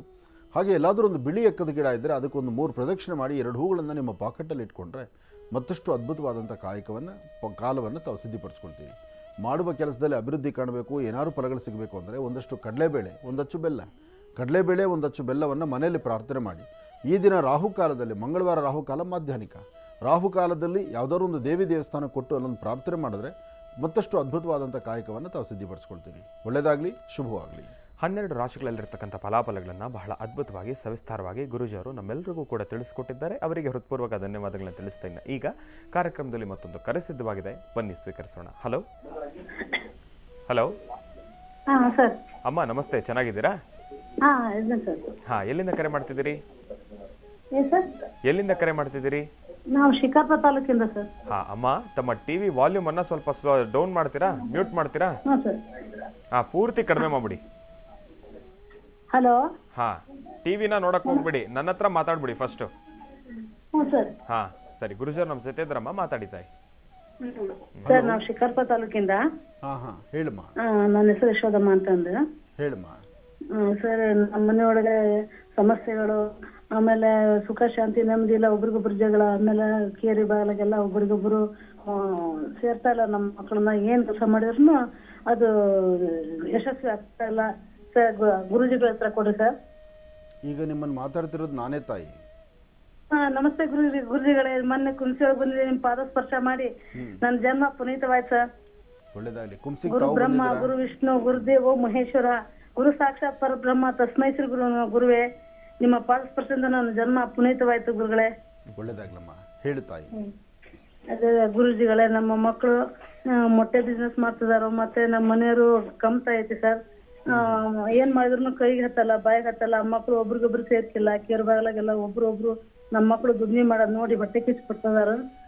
ಅದಕ್ಕಾಗಿ ಚಂದಾಗಿ ನಮ್ಮ ಮಕ್ಕಳೆಲ್ಲ ಚಂದ ಹೊಂದ್ಕೊಂಡು ಹೋಗ್ತಾವ ಗುರುಗಳೇ. ಒಳ್ಳೆದಾಗ್ಲಿ. ಎಷ್ಟು ಜನ ಮಕ್ಕಳು ತಮಗೆ? 2 ಗಂಡು ಮಕ್ಕಳು, ಒಬ್ಬ ಹೆಣ್ಮಕ್ಳು ಗುರುಜಿ. ಎಲ್ಲ ಉದ್ಯೋಗ ಮಾಡ್ತಿದ್ದಾರ? ಮೊಟ್ಟೆ ವ್ಯಾಪಾರ ಮಾಡ್ತಾರ ಗುರುಜಿಗಳೆಲ್ಲ. ಅಂಗನವಾಡಿಗಳಿಗೆ, ಶಾಲೆಗಳಿಗೆ, ಮತ್ತೆ ಹೋಲ್ಸೇಲ್ ಅಂಗನವಾಡಿಗಳಿಗೆಲ್ಲ ಕೊಡ್ತಾರ ಗುರುಜಿಗಳೇ. ಆಗ್ಲಿಮ್ಮ. ನೀವು ಮಾಡುವ ಕೆಲಸವನ್ನು ಗೌರವಿಸ್ತಾ ಕೆಲಸದ ಕಡೆ ಗಮನ ಕೊಟ್ಟರೆ ಮಕ್ಕಳು ಚೆನ್ನಾಗಿ ಅಭಿವೃದ್ಧಿ ಆಗ್ತಾರೆ. ಮಕ್ಕಳಿಗೆ ನಿಮ್ಮ ಆಶೀರ್ವಾದ ಇದೆ. ನಿಮ್ಮ ಒಳ್ಳೆ ಮನಸ್ಸಿನಿಂದ ನನ್ನ ಮಕ್ಕಳು ಹೀಗಿರಬೇಕು ಹಾಗಿರಬೇಕು ಅನ್ನೋ ಆಸೆ ಆಕಾಂಕ್ಷೆ ಪ್ರತಿಯೊಬ್ಬ ತಾಯಿದು. ಹಾಗೆ ನಿಮ್ಮ ಮನಸ್ಸಲ್ಲಿರ್ತಕ್ಕಂತಹ ಪ್ರಕಾರ ಸುತ್ತಮುತ್ತ ಪರಿಸರದಲ್ಲಿ ಯಾರು ಏನು ತೊಂದರೆ ಕೊಟ್ಟರು ಯಾವ ತೊಂದರೆ ನಿಮಗೆ ಆಗೋದಿಲ್ಲ. ನೀವು ನಂಬಿರ್ತಕ್ಕಂಥ ದೈವದ ಶಕ್ತಿ ನಿಮಗೆ ತುಂಬ ಚೆನ್ನಾಗಿದೆ. ನಿಮ್ಮ ಮನೆ ದೇವರ ಕೃಪೆ ಚೆನ್ನಾಗಿದೆ. ಹಾಗಾಗಿ ಮಕ್ಕಳು ಹಾಕೋ ಹೆಜ್ಜೆನೂ ಹಾಗೇ ಇರುತ್ತೆ. ಸ್ವಲ್ಪ ಕೆಲಸದ ಒತ್ತಡ, ಟೆನ್ಷನ್ನು, ಅದರಿಂದ ಮನೇಲಿ ಆ ನೆಮ್ಮದಿನ ಕಳ್ಕೊಳ್ತಾ ಇದ್ದೀರಿ. ಆದರೆ ಮನೆ ಮಕ್ಕಳಿಗೆ ಮೊದಲು ಹೇಳಿ, ವ್ಯವಹಾರ ಅಂತಕ್ಕಂಥದ್ದನ್ನು ಹೊರಗಡೆ ಇಟ್ಕೊಂಡು ಮನೆ ಒಳಗಡೆ ಬಂದ ತಕ್ಷಣ ನಾವೆಲ್ಲರೂ ಚೆನ್ನಾಗಿರ್ಬೇಕಪ್ಪ, ಚೆನ್ನಾಗಿರೋದಕ್ಕೆ ಒಬ್ರಿಗೊಬ್ರು ಸಹಕರಿಸಬೇಕು, ಒಬ್ರಿಗೊಬ್ರು ಮಾತಾಡಬೇಕು ಅಂತ ನಾವು ಮೊದಲು ಮಕ್ಕಳಿಗೆ ಬುದ್ಧಿ ಹೇಳಬೇಕು. ಹಾಗೆ ಮಾಡೋದು ಚೆನ್ನಾಗಿರುತ್ತೆ. ನಿಮ್ಮ ಸ್ವರದಲ್ಲಿ ಅಂತಹ ಭಯ ಪಡಬೇಕಾದ್ದೇನಿಲ್ಲ. ನಿಮ್ಮ ಸ್ವರತರಂಗ ತುಂಬ ಚೆನ್ನಾಗಿದೆ, ಧೈರ್ಯವಾಗಿರಿ. ಇನ್ನೂ ಹೆಚ್ಚು ಅಭಿವೃದ್ಧಿ ಆಗ್ತದೆ. ನಾನು ಅಂಗನವಾಡಿ ಟೀಚರು, ನಮ್ಮ ಮೇಲೆ ಅಧಿಕಾರಿಗಳು ಸ್ವಲ್ಪ ಭಾಳ ಟಾರ್ಚರ್ ಆಗೈತಿ. ಅವರಿಂದ ನನ್ನ ಕಾಪಾಡ್ರಿ ಗುರುಗಳೇ. ಏನೂ ಆಗಲ್ಲಮ್ಮ. ನಿನ್ನ ವೃತ್ತಿಯಲ್ಲಿ ನಿನಗೆ ತೊಂದರೆ ಆಗಲ್ಲ. ನಿನ್ನ ಕೆಲಸ ಕಾರ್ಯಗಳಲ್ಲಿ ನಿನಗೆ ಯಶಸ್ಸಿದೆ. ಯಾರು ಏನು ಮಾಡಿದ್ರು, ಯಾರು ಏನೇ ನಿಮ್ಮ ಮೇಲೆ ಇಷ್ಟವಾಗಿ ನಡ್ಕೊಂಡ್ರು ನಿನ್ನ ಕೈಲಿರ್ತಕ್ಕಂಥ ಕೆಲಸ ದೇವ್ರು ನಿನ್ನನ್ನು ಕಾಪಾಡೋ ರೀತಿ ಖಂಡಿತ ಕಾಪಾಡ್ತಾರೆ. ಗುರುಜಿಗಳೇ ಕೊಡಮ್ಮ. ಗುರುಗಳೇ ನಮಸ್ಕಾರ ಗುರುಜಿ. ನಮಸ್ತೆಪ್ಪ, ಹೇಳಿ. ಒಂದ್ 2-3 ವರ್ಷದಿಂದ ಕನ್ಯೆ ನೋಡ್ತಾ ಇದ್ವಿ ಗುರುಜಿ, ಎಲ್ಲಿ ಹೆಣ್ಣು ಸೆಟ್ ಆಗ್ತಾ ಇಲ್ಲ. ಹಲೋ ಹಲೋ, ಮಾತಾಡಿ. ಹಾ ಸರ್, 2-3 ವರ್ಷದಿಂದ ಹೆಣ್ಣು ನೋಡ್ತಾ ಇದೀವಿ, ಎಲ್ಲೂ ಕನ್ಯೆ ಸೆಟ್ ಆಗ್ತಾ ಇಲ್ಲ ಗುರುಜಿ. ಅಲ್ಲಿ ಇಲ್ಲಿ ಮೊದ್ಲು ನೋಡ್ತಾರೆ, ತೋರಿಸ್ತಾರೆ, ಆಮೇಲೆ ಹಂಗೆ ಹಿಂಗೆ ಏನೇನೋ ಹೇಳ್ತಾರೆ. ತುಂಬಾ ಸ್ವಲ್ಪ ವಿಚಾರ ಮಾಡ್ತಿದ್ವಿ. ತಾವೇನು ಉದ್ಯೋಗ ಮಾಡ್ತಿದ್ರಿ? ಹೇಳಿ ಗುರುಜಿ. ನಿಮ್ಮ ಉದ್ಯೋಗ ಏನು? ನಾವು ಅದೇ ಹೇಳಿದ್ರಲ್ಲ, ಈಗ ಹೋಲ್ಸೇಲ್ ಮೊಟ್ಟೆ ವ್ಯಾಪಾರ ಮಾಡ್ತೀವಿ ಗುರುಜಿ. ಆಯ್ತು, ಒಳ್ಳೇದಾಗ್ಲಿ. ಒಂದು ಕೆಲಸ ಮಾಡಿ, ಒಂದು 4 ಗುರುವಾರ ಬೆಳಗ್ಗೆ ತಲೆಗೆ ಸ್ನಾನ ಮಾಡ್ಕೊಳ್ಳಿ. ತಲೆಗೆ ಸ್ನಾನ ಮಾಡಿಕೊಂಡು ಹತ್ತಿರದಲ್ಲಿ ಎಲ್ಲಾದರೂ ಒಂದು ಬೇವಿನ ವೃಕ್ಷ, ಹ್ಮ್ ಬೇವಿನ ವೃಕ್ಷದ ಜೊತೆಗೆ ಒಂದು ಬನ್ನಿ ವೃಕ್ಷ, ಬನ್ನಿ ಮತ್ತು ಬೇವು, ಆ ಎರಡೂ ವೃಕ್ಷಗಳ ಹತ್ರ ಒಂದು ದೀಪ ಹಚ್ಚಿ ನಮಸ್ಕಾರ ಮಾಡಿ. ಗುರುವಾರ ಮಧ್ಯಾಹ್ನದವರೆಗೂ ಉಪವಾಸ ಮಾಡಿ. ಗುರುವಾರ ಮಧ್ಯಾಹ್ನದವರೆಗೂ ಉಪವಾಸ ಇದ್ದು ಮಧ್ಯಾಹ್ನ ಊಟ ಮಾಡಿ. ಸಂಜೆ ಯಾರಾದರೂ ಒಂದು ವಯಸ್ಸಾಗಿರ್ತಕ್ಕಂತಹ ಹಿರಿಯ ದಂಪತಿಗಳಿಗೆ ಅವ್ರಿಗೊಂಚೂರು ಹಣ್ಣು ಹಂಪಲು ಕೊಟ್ಟು ಅವ್ರ ಪಾದ ಮುಟ್ಟಿ ನಮಸ್ಕಾರ ಮಾಡ್ಕೊಳ್ಳಿ. ಈ ಥರ 4 ಗುರುವಾರ ನೀವು ಮಾಡಿ. ಆ 4 ಗುರುವಾರ ನೀವು ಮಾಡ್ತಿದ್ದ ಹಾಗೆ ನಿಮ್ಮ ವಿವಾಹಕ್ಕೆ ಸೂಕ್ತವಾದಂಥ ಕಾಲ ಸನ್ನಿಹಿತವಾಗುತ್ತೆ. ಅಲ್ಲಿಂದ ಆಚೆ ನಿಮ್ಮ ಮದುವೆ ಪ್ರಯತ್ನ ಮಾಡಿದ್ರೆ ಬೇಗ ಕಾರ್ಯಸಿದ್ಧಿ ಆಗುತ್ತೆ. ಒಳ್ಳೆಯದಾಗಲಿ. ಇನ್ನು ಈಗಲೂ ಕೂಡ ಕಾರ್ಯಕ್ರಮದಲ್ಲಿ ಮತ್ತೊಂದು ಕರೆ ಸಿದ್ಧವಾಗಿದೆ, ಬನ್ನಿ ಸ್ವೀಕರಿಸೋಣ. ಹಲೋ ಹಲೋ ಅಮ್ಮ, ಸರ್, ನಮಸ್ತೆ. ನಮಸ್ತೆ ಸರ್. ನನ್ನ ಹೆಸರು ನಾಗಮ್ಮ ಅಂತ. ನಾಗಮ್ಮ ಅಂತ ಹೇಳಿ. ಅಮ್ಮ, ಎಲ್ಲಿಂದ ಕರೆ ಮಾಡ್ತಿದ್ದೀರಿ? ನಾವು ಮಂಡ್ಯದ ಹತ್ರ ಮಳವಳ್ಳಿ ಪಕ್ಕ ಗಟ್ಟಿಕೊಪ್ಪಲು ಅಂತ ಸರ್. ಹಾಂ ಹಾಂ ಹಾಂ, ಸಂತೋಷ ತಾಯಿ. ಅಮ್ಮ, ಗುರುಜಿಯವರು ನಮ್ಮ ಜೊತೆ ಇದ್ದಾರೆ, ಮಾತಾಡಿ ತಾಯಿ. ಹಲೋ, ಸರಿ. ಹಲೋ ನಮಸ್ತೆ ಅಮ್ಮ. ಗುರುಜಿ ನಮಸ್ಕಾರ. ಗುರುಜಿ, ನಿಮ್ಮ ಲೈನ್ಗೋಸ್ಕರ ನಾನು ತುಂಬಾ ವರ್ಷದಿಂದ ಟ್ರೈ ಮಾಡ್ತಿದ್ದೀನಿ ಗುರುಜಿ, ಆದ್ರೆ ಸಿಗ್ಲಿಲ್ಲ. ಇವತ್ತು ನನ್ನ ದುರದೃಷ್ಟನೋ ಅದೃಷ್ಟನೋ ಗೊತ್ತಿಲ್ಲ, ನನಗೆ ಲೈನ್ ಸಿಕ್ಕಿದೆ. ಹೇಳಿ. ಆದ್ರೆ ನನ್ನ ಜೀವನ ಮಾತ್ರ ಅತಂತ್ರವಾಗಿ ಹೋಗಿದೆ ಸರ್. ನಾನು ಈಗಕ್ಕೂ ಆಗ್ತಿಲ್ಲ, ಇಲ್ಲ ಸಾಯಕ್ಕೂ ಆಗ್ತಿಲ್ಲ. ಏನು ಸಮಸ್ಯೆ ಅಮ್ಮ? ನನ್ಗೆ 2006ರಲ್ಲಿ ನನ್ಗೆ ಮದ್ವೆ ಆಗಿದೆ ಸರ್. 7ರಲ್ಲಿ ನನ್ನ ಮಗ ಹುಟ್ಟಿದ್ದು.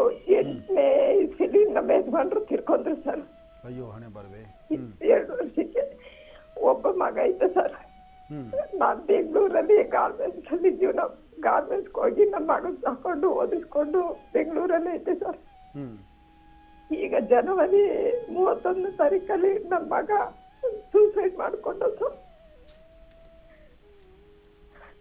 ಭಗವಂತ, ಏನಮ್ಮ ನಿನ್ನ ಹಣೆ ಬರೋದು ಕಷ್ಟ.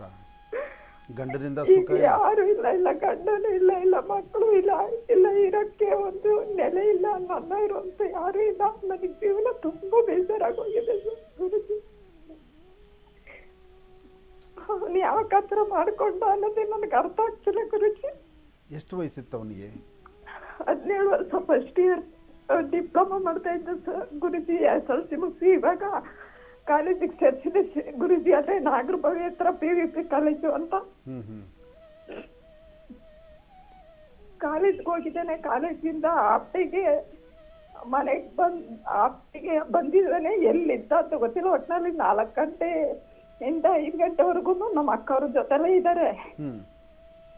5 ಗಂಟೆ ತನಕ, 4ರಿಂದ 5 ಗಂಟೆ ತನಕ ನಮ್ಮ ಅಕ್ಕನ ಜೊತೆ ಚೆನ್ನಾಗಿ ಇಟ್ಕೊಂಡು ಮಾತಾಡಿದ್ದೇನೆ, ಎಲ್ಲ ಮಾಡಿದ್ದೇನೆ. ಅವರು ಏನೋ ಮನೆಗೆ ಬಂದು ಊಟ ಮಾಡಕ್ ಬಂದಿದ್ರೆ ಇಲ್ಲ, ಅಮ್ಮ ಬಂದ್ಮೇಲೆ ಮಾಡ್ತೀನಿ ಅಂತ ಹೇಳಿದ್ದೇನೆ. ಮತ್ತೆ 5:15 ಎಲ್ಲರಿಗೂ ಏನೋ ಫ್ರೆಂಡ್ಶಿಪ್ ಅಲ್ಲಿ ವಾಟ್ಸಪ್ ಅಲ್ಲಿ ಎಲ್ಲರಿಗೂ ಅವ್ರ ಫ್ರೆಂಡ್ಗಳಿಗೆಲ್ಲ ಮೆಸೇಜ್ ಮಾಡಿದ್ದೇನೆ. ಪುನಃ ನಾನು 6:20ಕ್ಕೆ ಕೆಲಸದಿಂದ ಬಂದಿದ್ದೀನಿ ಸರ್. 5:30ಯಿಂದ 6:30 ಒಳಗಡೆ ಆ ಥರ ಮಾಡ್ಕೊಂಡಿದ್ದೇನೆ ಮನೆಯಲ್ಲಿ ಪ್ರಾಣ ತಕೊಂಡಿದ್ದಾನ? ಮನೇಲಿ ಸರ್. ಯಾಕೆ, ಏನು ವಾಟ್ಸಪ್ಪಲ್ಲಿ ಮಾಡಿದ್ದ? ವಾಟ್ಸಪ್ಪಲ್ಲಿ ಅವ್ರ ಫ್ರೆಂಡ್ಸ್ ಏನು ಹೇಳಿದ್ದ? ಅವ್ನಿಗೆ ಏನು ಕಷ್ಟ ಆಗ್ತಾ ಇತ್ತು? ಇದು ಮೋದಿದು ಏನೋ ಕರೆನ್ಸಿ ಆಫರ್ ಇದೆ ಅಂತ ಯಾರೋ ಅವ್ನ ಫ್ರೆಂಡು ಕಳ್ಸಿದ್ದ.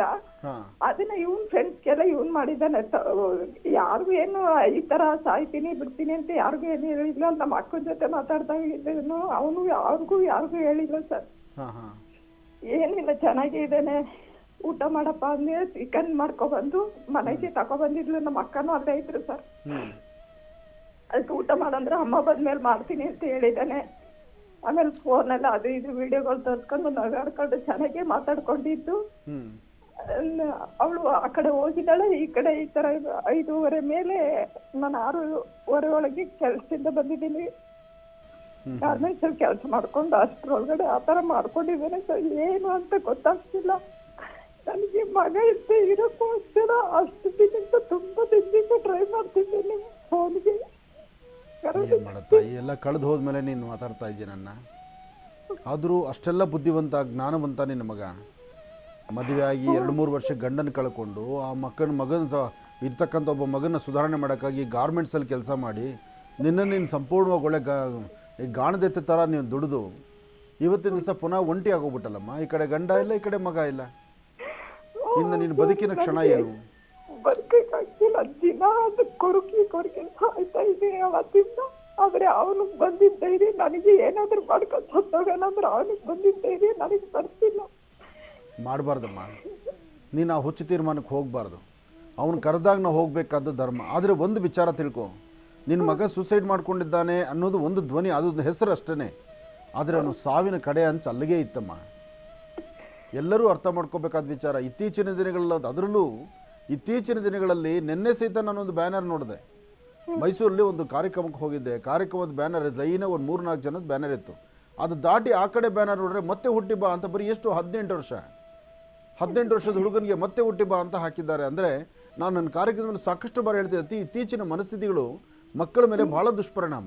ಮಕ್ಕಳ ಮನಸ್ಸು ಇದ್ದಕ್ಕಿದ್ದಂಗೆ ಹುಚ್ಚು ತೀರ್ಮಾನ ತೊಗೊಂಡ್ಬಿಡೋದು, ಬದುಕಲಿಕ್ಕೆ ಆಗದಿರ ಒಂಥರ ಹೇಡಿತನಕ್ಕೆ ಹೊಟ್ಟೋಗ್ತಾರೆ.